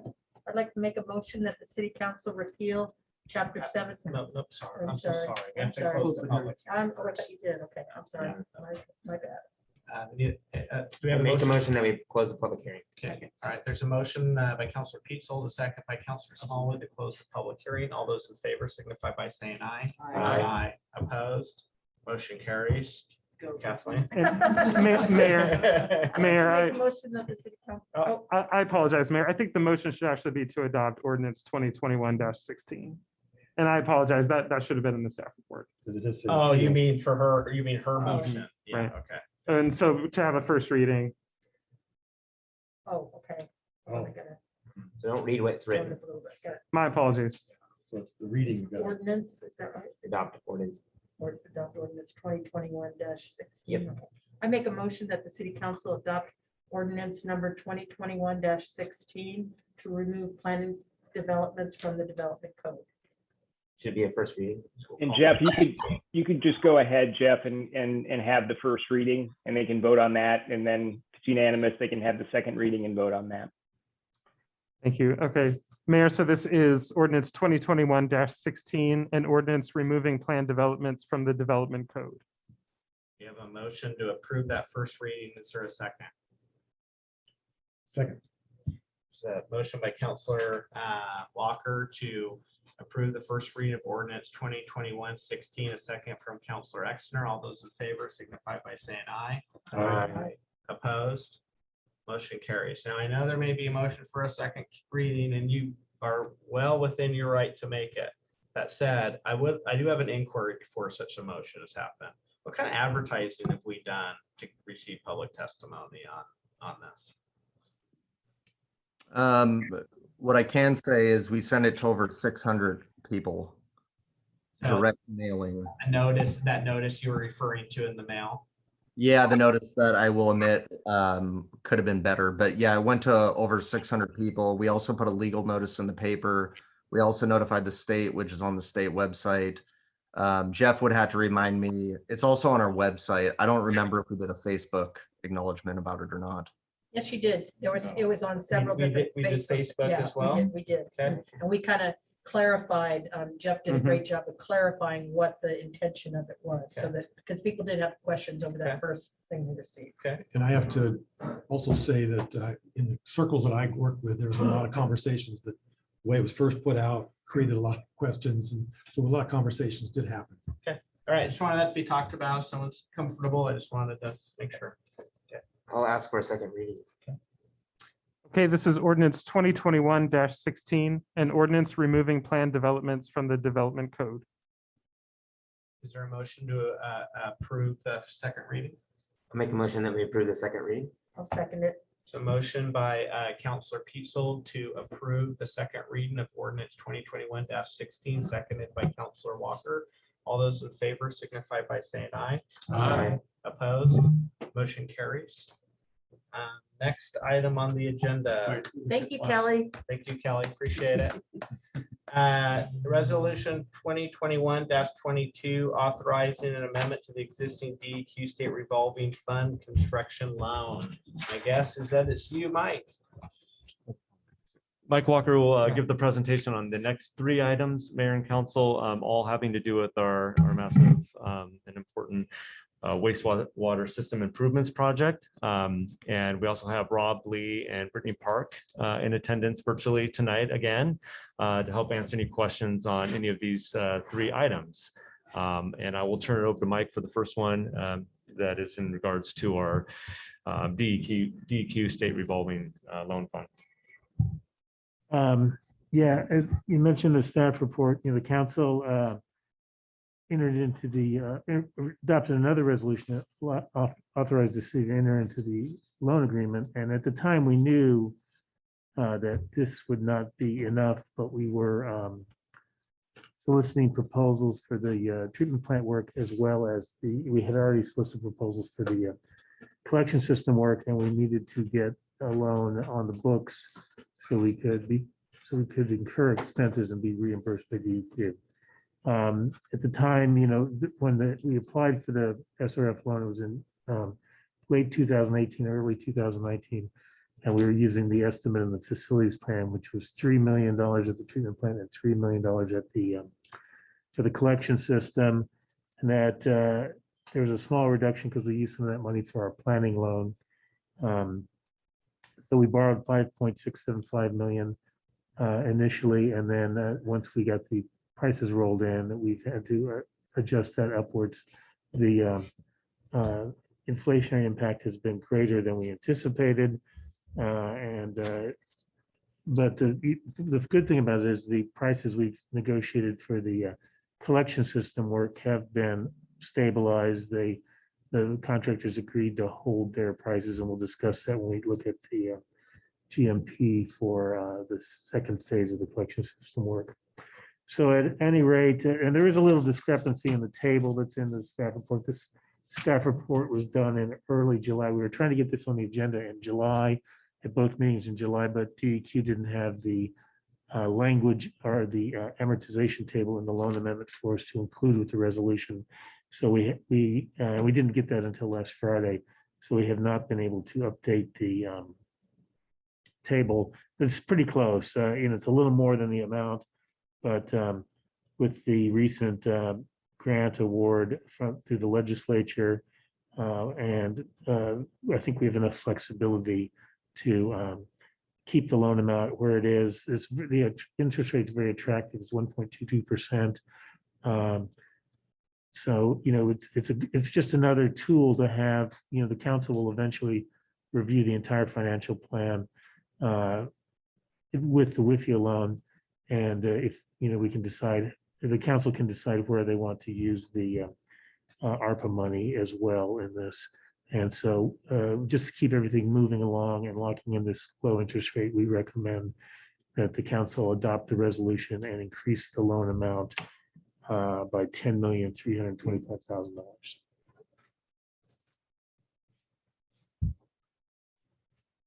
Good for us to start discussing. All right. Everybody good with this? Yeah. All right. Is there a motion?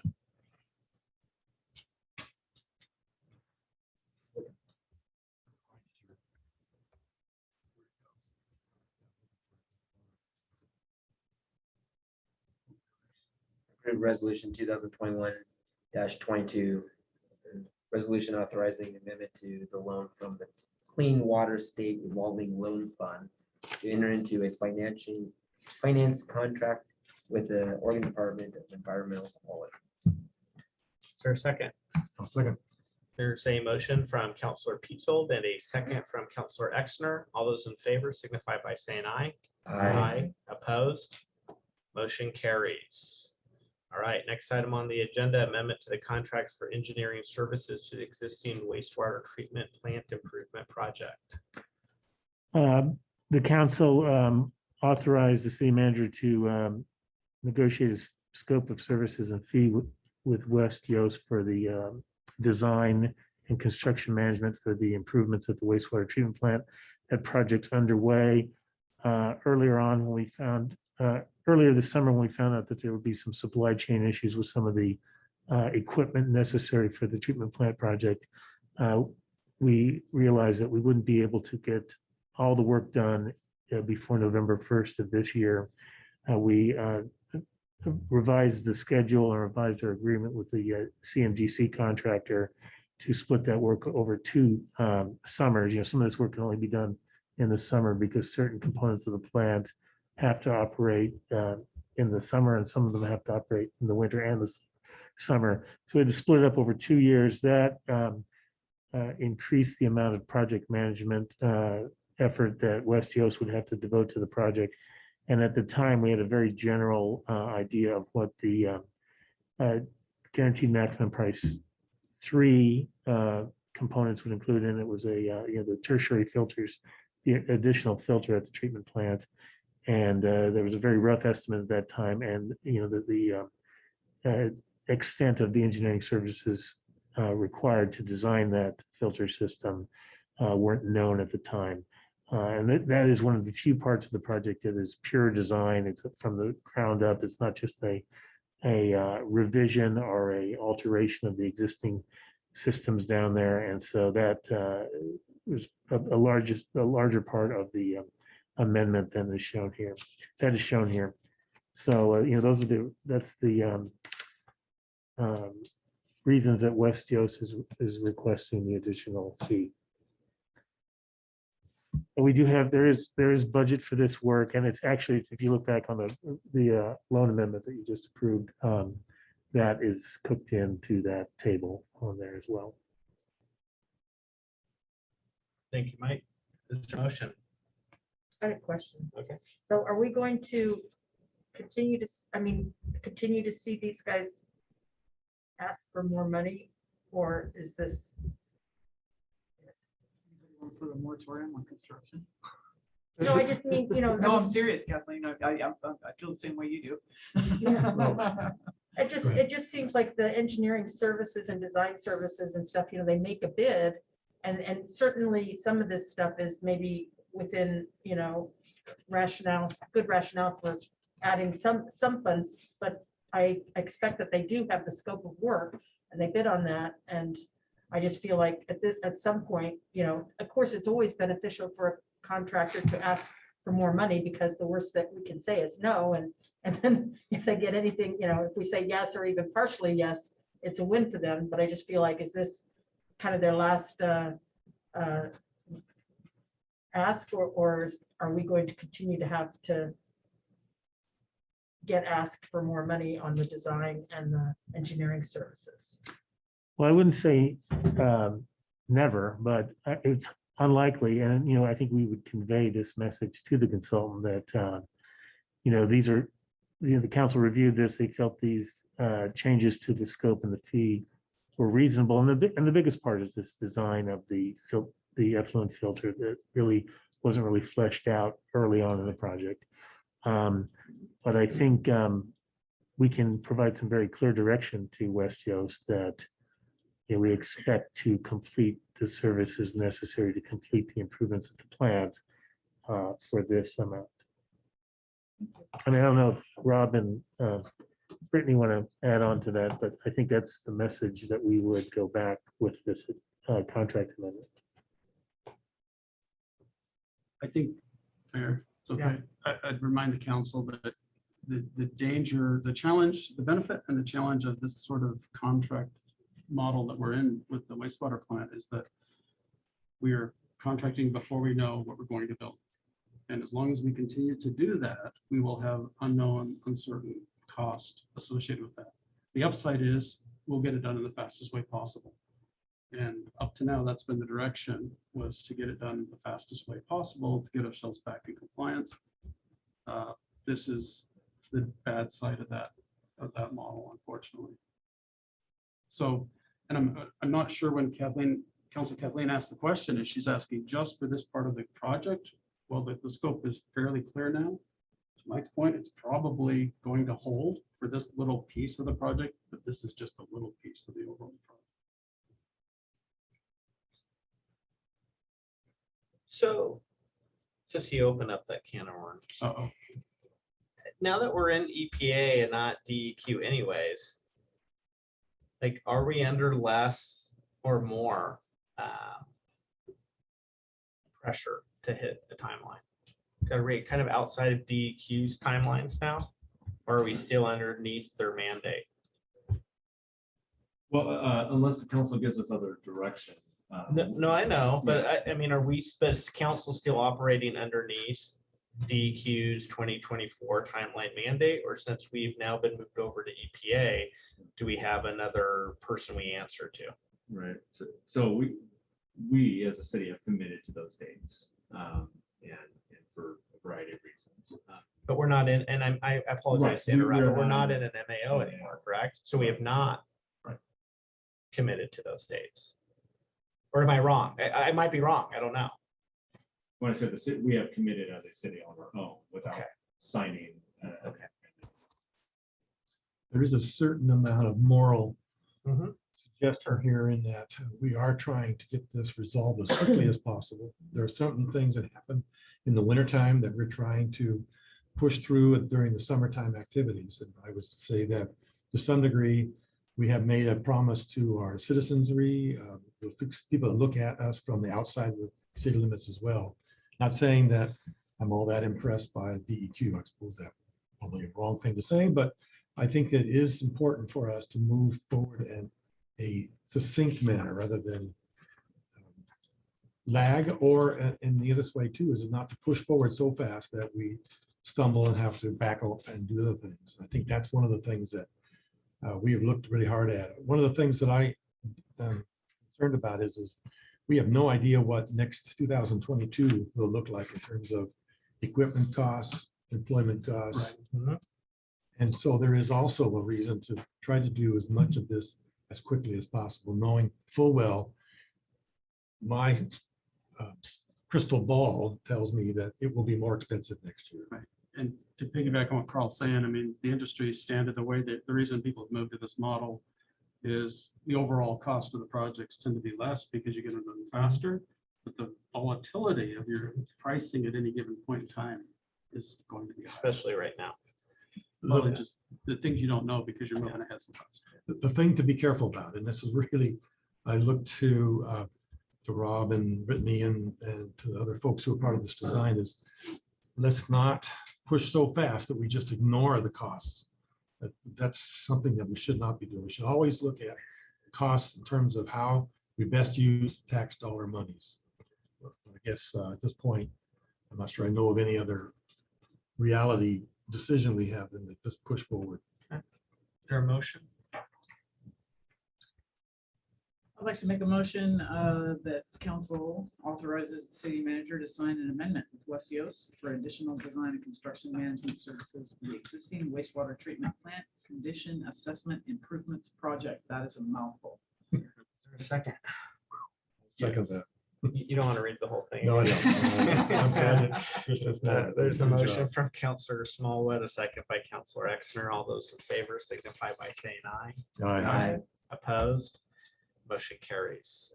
Final item under new business, guaranteed maximum price proposal for Basin 2 rehabilitation, all part of the wastewater collection system improvement project. Mike. Well, this is a bit of good news in relation to the last two agenda items. Fortunately, we had selected a contractor to provide rehabilitation services in 2 of the city's 10 drainage basins, and Oxbow Construction submitted a price for a guaranteed maximum price for Basin 8 early on.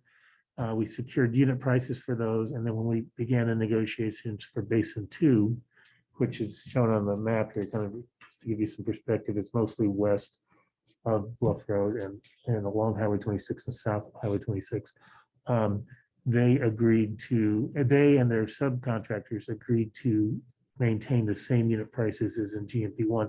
And they've been feeling the same inflationary and cost pressures that other contractors have.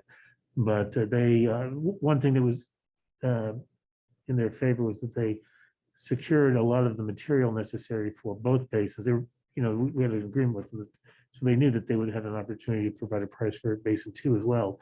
So they secured enough material to do Basin 8 as well as Basin 2 before there was a large price increase in the liner material. So that helped us, and they were able, their subs wanted to work too, so they were able to maintain their same unit pricing as well. So that's good news, and this will help. This will get us up to nearly 10 miles of mainline and lateral rehabilitation in the two basins. Questions or? I just had a question on the map, since it's interesting. Yeah, it's going to go down Tickle Creek by the Tickle Creek Trail, where we see the sewer manholes along the way down there. So if we're seeing any type of infiltration from the low level water getting into the pipes, we're going to be lining those pipes as well down there. And you said grouting those as well. I only bring that up because I know that whole area is flooded before. We've seen it where it would just flood into the top of those manhole covers. So that's included in that area as well. Yeah, most of the work in the trunk line west of 362nd is work with manholes. And there's a few, I believe there's a few spot repairs in there, but we did some spot repairs there in 2016 on the trunk line itself. And this is going to be focusing on the manholes. But there is a small amount of that there, but that's true.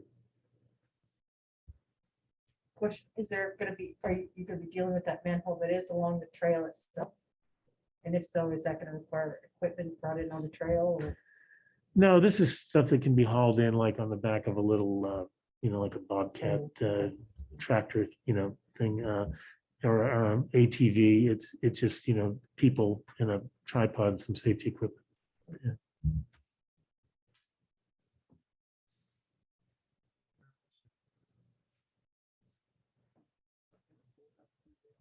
Yeah, I was just letting other people, I was sharing the wealth. I don't know.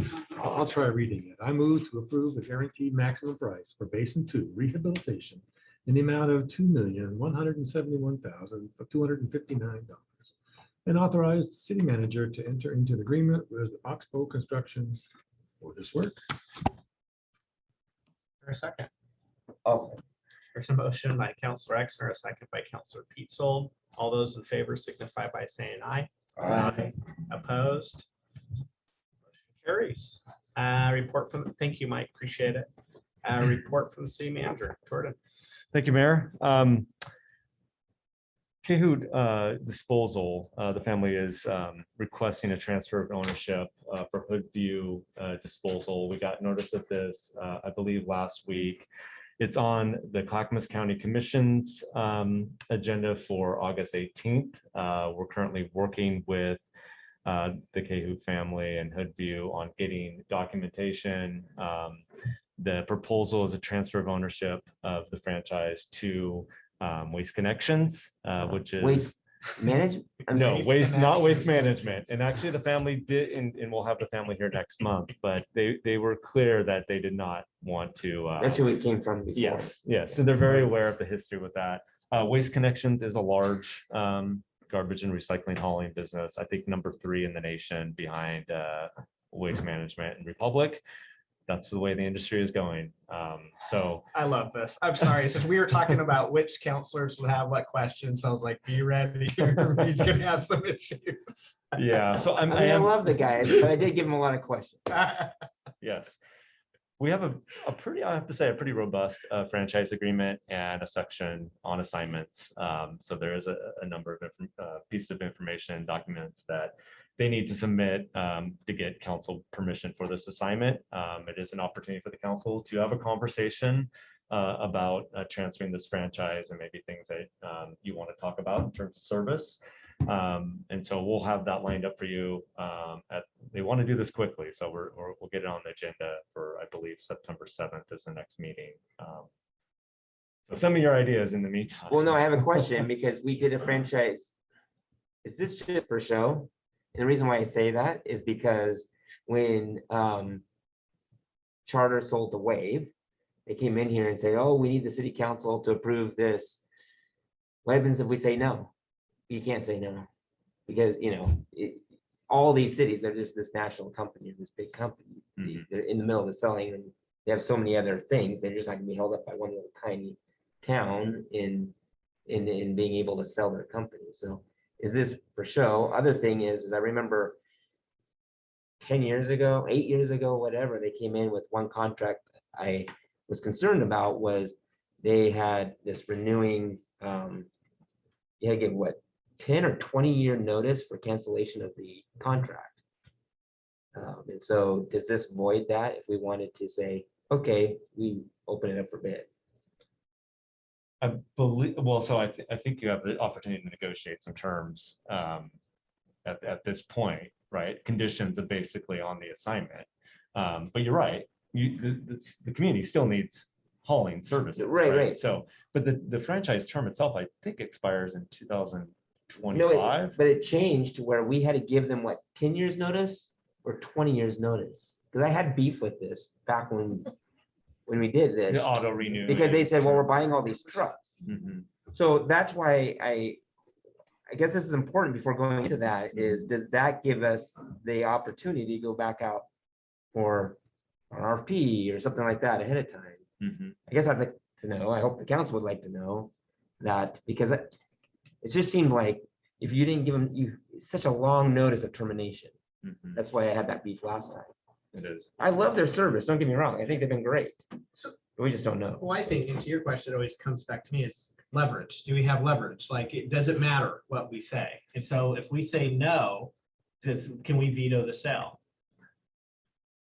I don't think you veto the sale, but Well- you just want to assign, you just want to assign your franchise and therefore your franchise. be And then we void. go out to like an RFP process do a or competitive we process. negotiate into it. Right? Or does that clause keep us from being able to do that? Well, there are certain. That'd be a David question.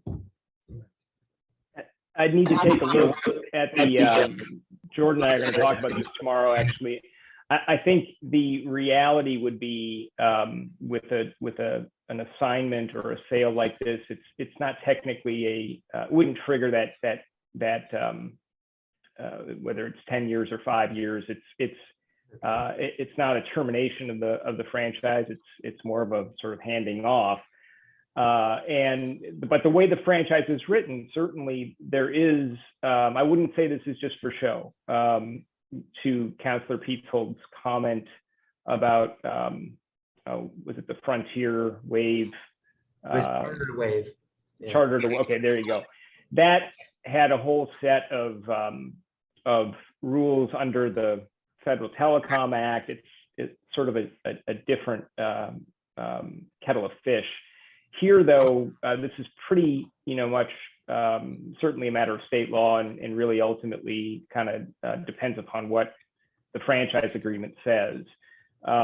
So, there would always be an issue of sort of reasonableness and good faith, and obviously some of the fundamental issues about, okay, or who they're transferring the franchise to, selling the business to, are they, have a sound, financial footing, et cetera. But there's other things that are in the franchise as well. And so I think, that's something we'd want to look at and get some feedback from the council as well, as Jordan said, about, if there are issues that from a service standpoint that currently exist, it would be a good time to bring those up. Do we all get new trash cans? Didn't we just increase their rates? Yes. Just. that's Well, they what I- asked us to Yeah, increase and the so rate. I just feel like this, I should have, I would have thought that all this would have been in the wind a little bit and. Do that when you want to sell. More truck. Businesses don't have the What responsibility to scrap day or prepare all whatever, we this can stuff. completely renegotiate. Oh, yeah, I missed that day. Yeah, I know. My guess is there will be an increase in the price.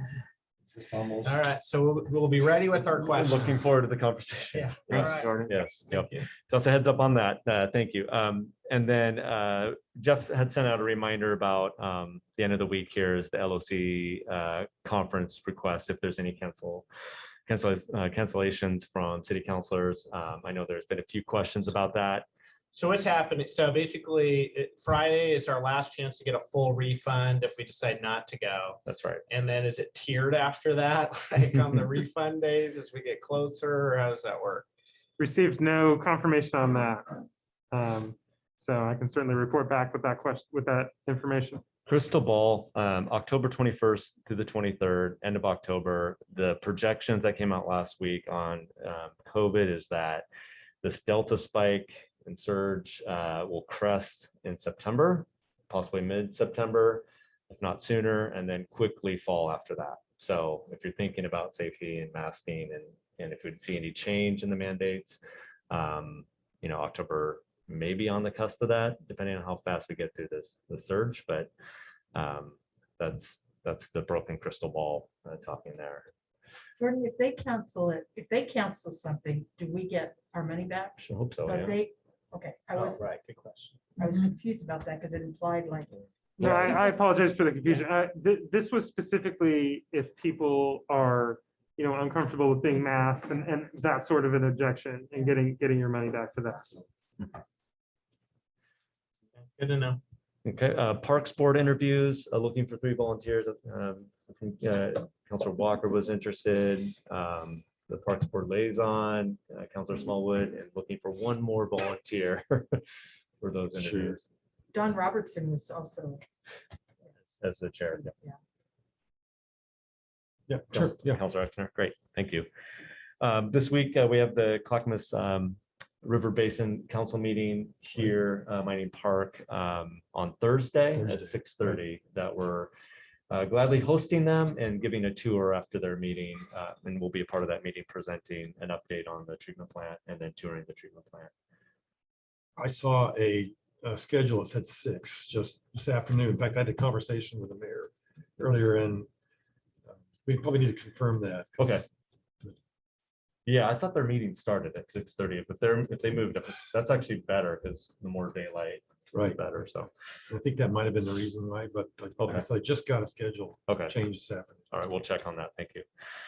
And just a quick update on one of our recruitments. The Parks and Rec Director position closed on Friday, and we actually received at least a dozen applications that are qualified. So we're setting up the interview process for that. And so we'll be reaching out about panel interviews. Is there a hiring bonus? Hiring bonus is to get to work for the city of Sandy. Good answer.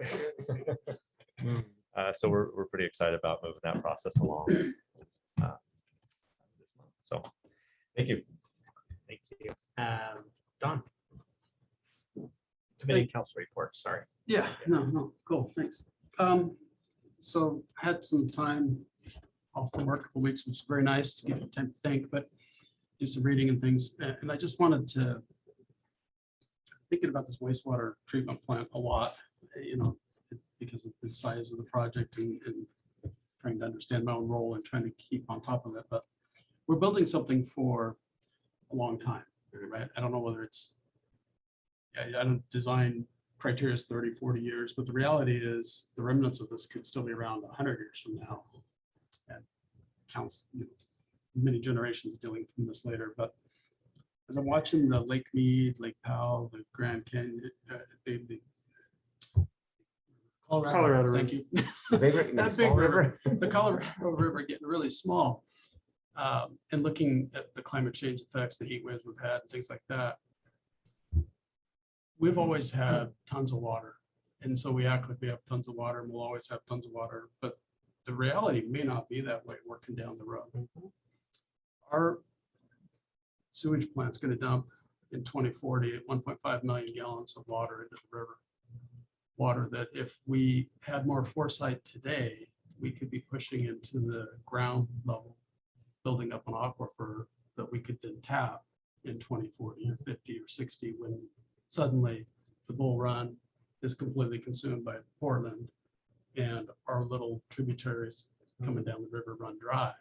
We could be looking at water that we've been storing away for 30 or 40 years, as opposed to just flushing it down. to the Prineville's ocean. sure happy they're doing that with a portion of the Crooked River right now, where they created an aquifer and now they're tapping into it for agriculture. Yep. So I think, I know where the Sandy is, looks like the best option. We got all these things, we got everybody lined up to do that, but the last 2 weeks, it's just really weighing down on me that maybe we're short-sighted ourselves and we need to be looking for something longer term that looks at that global.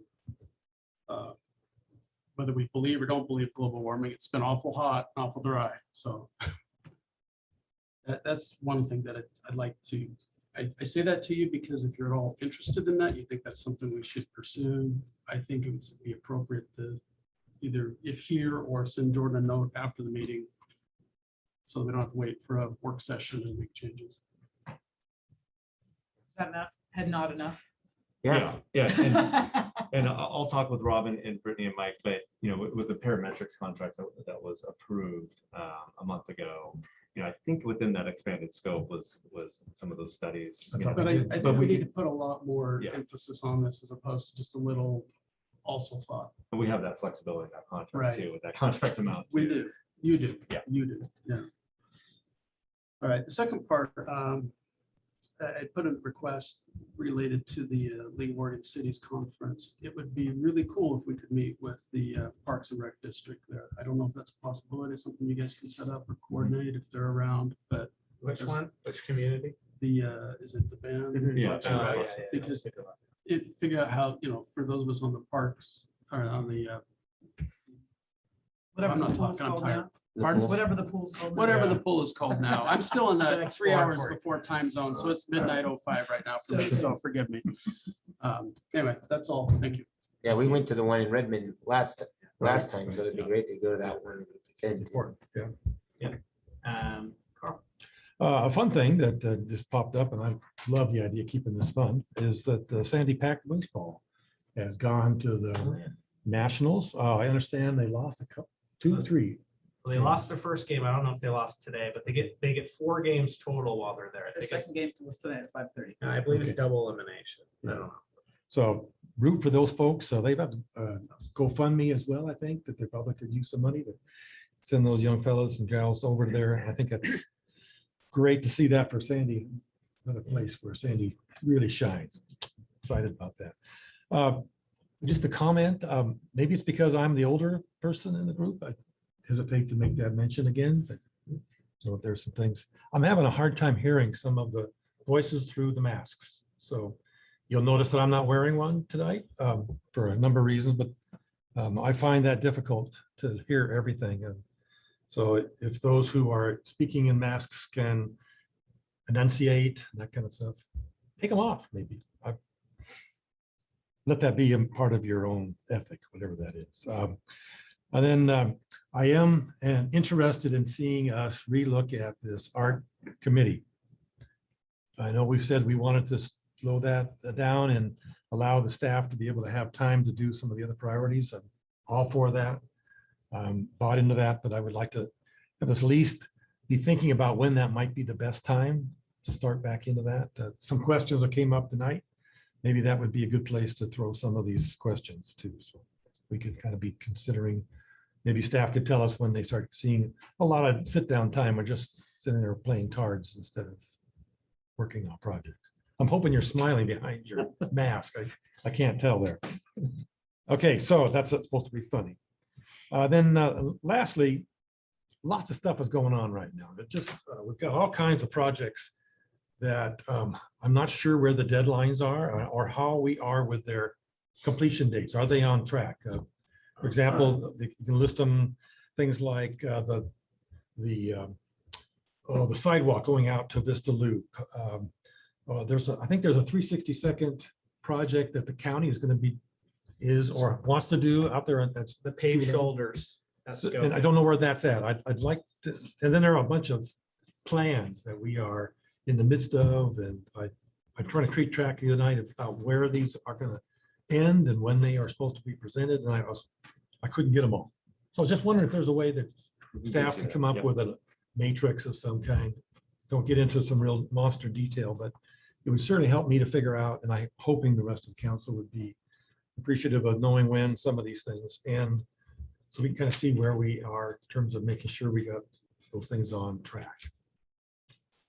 And you mentioned the Thursday night, so, okay, that's it for me. Thank you. Kathleen? Hey, I want to say that the cleanup of the community campus homeless sites went really well, thanks to all who helped, including Mayor Pulliam, Carol Cohen from the city staff, for collecting the trash. Sarah Richardson donated Joe's Donuts to help fuel us. So I'm hoping when the new Parks and Recs director, we did 2 huge truckloads of garbage. And I'm hoping that when we do get our new Parks and Rec director and they come on board, that they can help kind of work with the homeless committee to refine and Chief Roberts to refine a strategy of how to regularly patrol our parks and trails so that we are the ones keeping an eye on these homeless camps in our parks or on our trails, instead of learning about stuff on Facebook. One of the folks that was living in the park had been there for 6 weeks, and we shouldn't be finding out about that stuff on Facebook. It really should be something that we're already aware of. And again, they need to be documented with GPS points and then patrolled regularly so that they don't get 2 pickup loads of garbage or the trash piled up. It's going to take some real close collaboration between the parks and the police departments and our homeless committee to kind of come up with a successful strategy. But thanks to everybody that helped. On a related note, there were several reports of nudity this week, evidently today on Tickle Creek Trail. There was a report of, one over there at the community campus. The neighbor reported it. I'm not sure what's going on. I gotta get out more. Yeah, I know. There's no Sandy bike ride, is there? So I don't know what's going on. I don't know if it's the same person, in multiple places, but evidently, what I'm learning is that, you can't, it's not technically illegal to be in nude in these places unless you're doing something kind of lewd.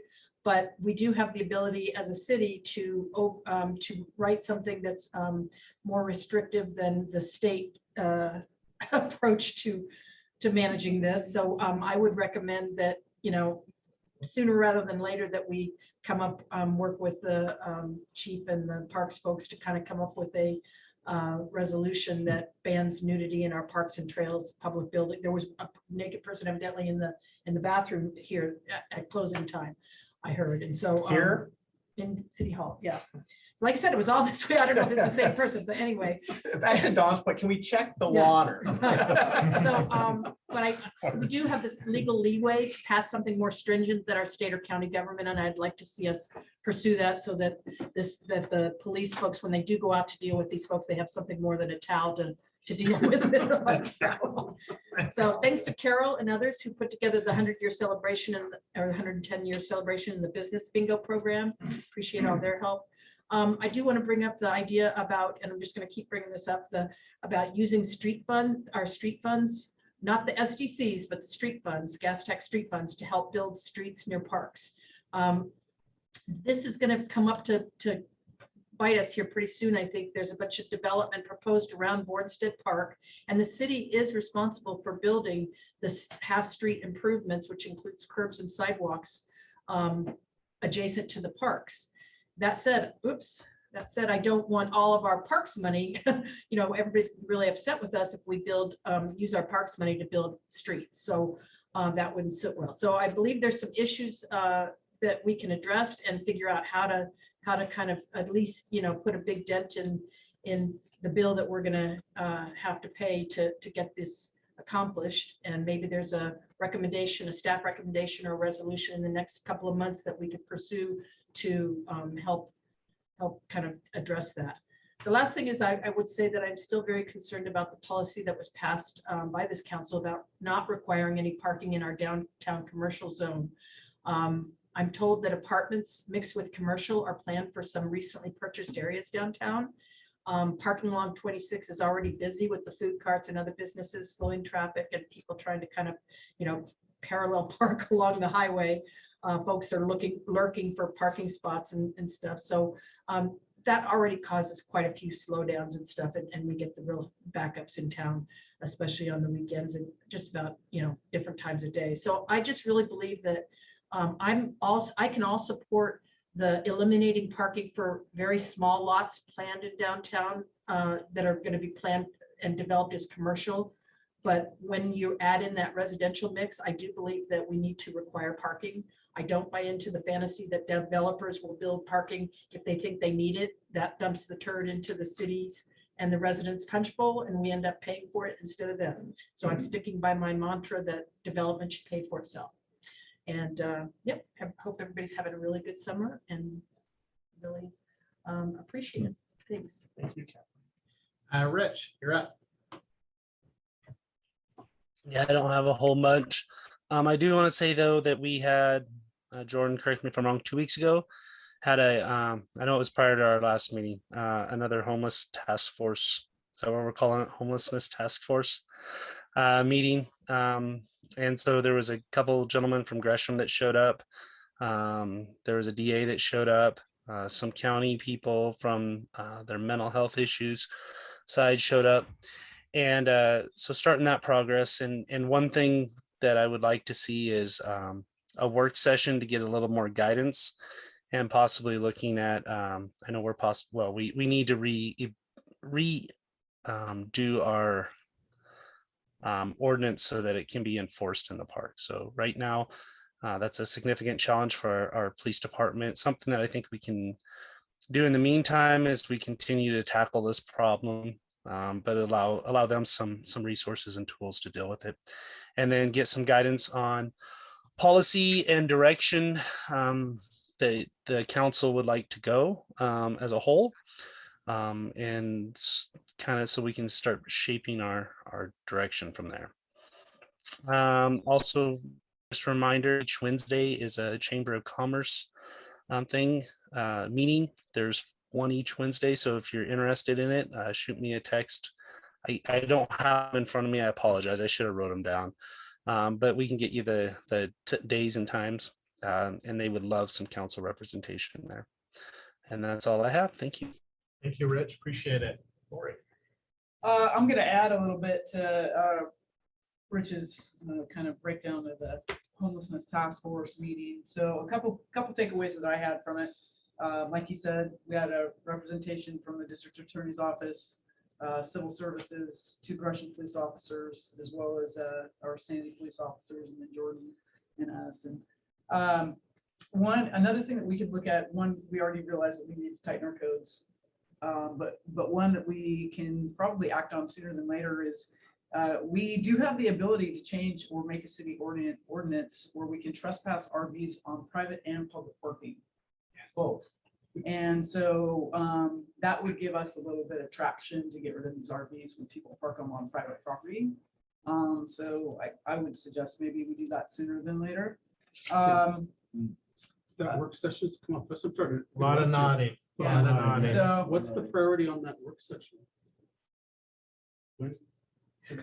So we have a draft of the camping ordinance ready for review. We were going to review it with the task force first, or at least councilors Sheldon and Smallwood, but we can quickly do that and get in front of council. Let's do that. Perfect. Perfect. Also, because one of the things that Gresham does that I really liked is they have a couple officers who work with social services representatives, and they basically deal with homeless people, and they give them options. Their option is always to not want to go criminal first, but it's what services can we provide for you? What services can we help you get in touch with? And if they're willing to accept services, then those are the individuals that you work with. And those who are unwilling to accept services, those are the individuals that we start looking at criminal action toward. In speaking with Lieutenant Landry earlier today, he's already noticed that asking about services with some of the people that they have contact with several times through the week they're very receptive to that. And so we'll be kind of looking at doing some things maybe differently in dealing with some of these individuals. And then kind of last on that is if we're going to tackle this, really tackle it, we're going to have to think about as a council a need for another either code enforcement officer or an officer, some sort of homeless liaison that can deal with these individuals one-on-one, and then maybe tie that up with a social service individual, because our local police department does not have the manpower or the time to deal with this at the level that it's at, and that it's going to probably more than likely continue to be at for some time. And so it's as much as we'd like to say, hey, you know, the police are going to have to do this and they're going to have to do that. They can't. They're already busy being police. And so we're going to have to look at being proactive in maybe hiring another position or a position and a half to assist with this problem, if this is something that we feel is on the forefront that needs to be dealt with. And that's all I got. Thank you, Mark. Jeremy. Yeah, we had a economic development committee meeting here, first time in person in, I don't know, well, a long time, 18 months. It was packed out, which was great because I think people have a hard time figuring out the technologies of those things sometimes. And in the middle of the summer, because summer, we all know people don't show up. So it was great to have everyone there. It sounded like everyone else was having their meetings on the same day because this room was triple booked. So we found other great places to have those meetings. And within that meeting, we started a SWOT process, and we started doing that, going through there, as well as getting ready for putting together that economic development plan. And so in our next session, we have someone that's going to present to us exactly what those are for the committee to get them educated and up to speed on those type of things. We also, one of the things I wanted to bring up was Hood to Coast is coming next week. This year, I found out after we got our Hood to Coast assignment teams that they're going to be coming a lot earlier because our team starts at 2:30 in the morning at Timberland. So, yeah, predicted to finish at 6 a.m. on Saturday. So that just means it's going to be drawn out longer as they space it out longer, coming through more in the middle of the night and for long periods of time. And we do appreciate the safety of everyone and everyone helping doing that. So anyways, that will be coming through on that day. It'll be a hot day. I hope not, but it'll be good. One of the, as I do my trainings, running, I haven't brought up running in a while, our meetings, just for Lori here. But I noticed the sidewalk on Highway 26 from right there next to the U.S. Forest Service, there's a bus stop there that goes from, forget the name of that road, to 362nd Champion. It's hard to even walk down or run down or commute down. You know, there's blackberry bushes coming halfway across the sidewalk, and actually the kind of small fir trees that are going across the sidewalk, and it really needs to get taken kind of care of. Especially, I know in the past, I don't know recently, but that particular bus stop usually gets used heavily in the past. So, anyways, and we have a Sandy Net meeting this Thursday. So I think that's all I have. Cool. For my report is the bypass study is wrapped up and we're waiting for results. Jordan, when are we thinking we're going to have that? It'll be ready for. I think it was last week. They said a couple weeks. Yeah. The draft is under review and should be shared with us for review. Yeah. So soon. Very soon. It sounded like preliminarily it's coming in less expensive than a lot of us thought. These numbers are still huge. So, but it is less expensive. Still in the billions. So no beat. What do you mean it's a trillion? Hey, no, there's no B for billions, which is great. Oh, wow. So we'll see the study come in. I was in North Bend, Coos Bay for the mayor's conference. It's always over Mackenzie, mine's anniversary, so it's always nice. A couple things from that is I just, you know, it's funny, all the eyes were on me and my facial expressions as we did the pool tour out there. And it was it's interesting. It's outside of the urban renewal zone, so they're not able to leverage those funds. But one thing I wanted folks to keep in the back of your mind is they were able to get, I believe, like a $500,000 grant for operational expenses, which is always the hard money to come by. to kind of get their pool up and running and go while it was going. So there's some available funds to be kind of thinking about and contemplating this, we're going through that process. Something I wanted to let the folks on the homelessness task force know is, so Kaiser Mayor Kathy Clark and then the Dalles Mayor Rich Mays just gave an outstanding presentation there. Everything from ARPA funds that can be used for homeless type like officers, stuff like that, to some resources that came out of, I know I don't know about all of us, but a lot of us have some consternation with some of the homelessness bills that passed through the legislature, but there were some funds that came through with some of that, that we can leverage for some of the things that we may agree with that we want to be able to leverage. So I would honestly suggest having one of them come to a future homelessness meeting. I mean, these guys are really, they're really taking on this issue. On that, when we were in Coos Bay, so was Sandy Babe Ruth in the regional. We were actually at the hotel and we had a baseball team come up and say, Mayor of Sandy, you should go watch the team. And so Mackenzie and I went and watched a couple of innings the next day, and it was really cool. I mean, to watch local neighbors and parents and staff rooting on the Sandy team. So that was a regional tournament that represented the entire Pacific Northwest and Iowa. They lost out on the game yesterday. I'm not sure how they fared tonight, but I mean, just sure proud of those guys. And what a cool experience for a kid. I was telling one of the parents up there, they're all excited to be going to Iowa. All they want to do is hear their name over the intercom when they go to the plate, right? And that whole thing's pretty cool. On issue of homelessness, thank you so much, Councilor Walker, for your part in organizing that, getting out there. So this is, I'll tell you, everyone should get involved in these because you get out there and it's just a mess. And you're thinking to yourself, like, oh, this is how I'm spending my Saturday. Right? It's horrible. But then when you pick it up, it's now gone. And the before and the after is just amazing.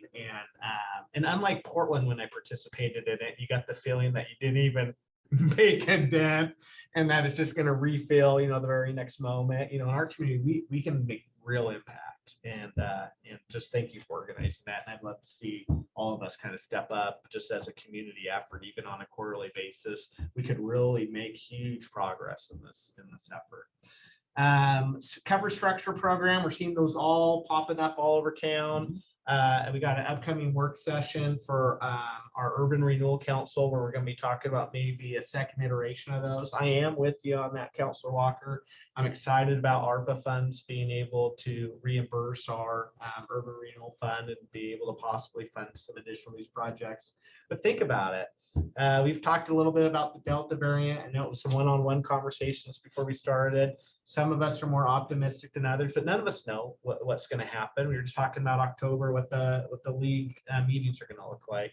I think we're all going to feel, as much as we don't want the lockdowns are going to come, I think we're all going to feel like we did our responsibility as counselors and leaders in this community when we see folks being able to utilize these cover structures and stuff. And I just think it's great. And I'm excited to hear about some of the second iteration of some of these projects. I would like to see lumber costs go down between now and then. I'm not hopeful for that though.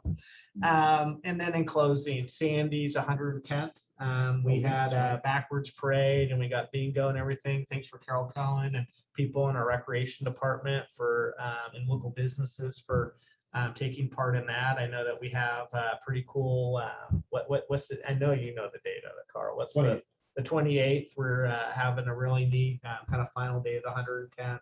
I get to do a little presentation about past mayors of Sandy and some different. The plaza. Over by the plaza. So keep an eye on that. Yeah. And we got to figure out the fireworks. I know Rich was there in Happy Valley, but Happy Valley just did one of their musics in the park where they had Hit Machine, which I'm a huge fan of, played my birthday party. Anyways, it was outstanding. And they had a fireworks show afterwards for that. We should use these fireworks for something here real soon. For the 110th or whatever. So, all right. Now let's get out of here, you guys. Thank you, everybody. I'll adjourn this council meeting. Great.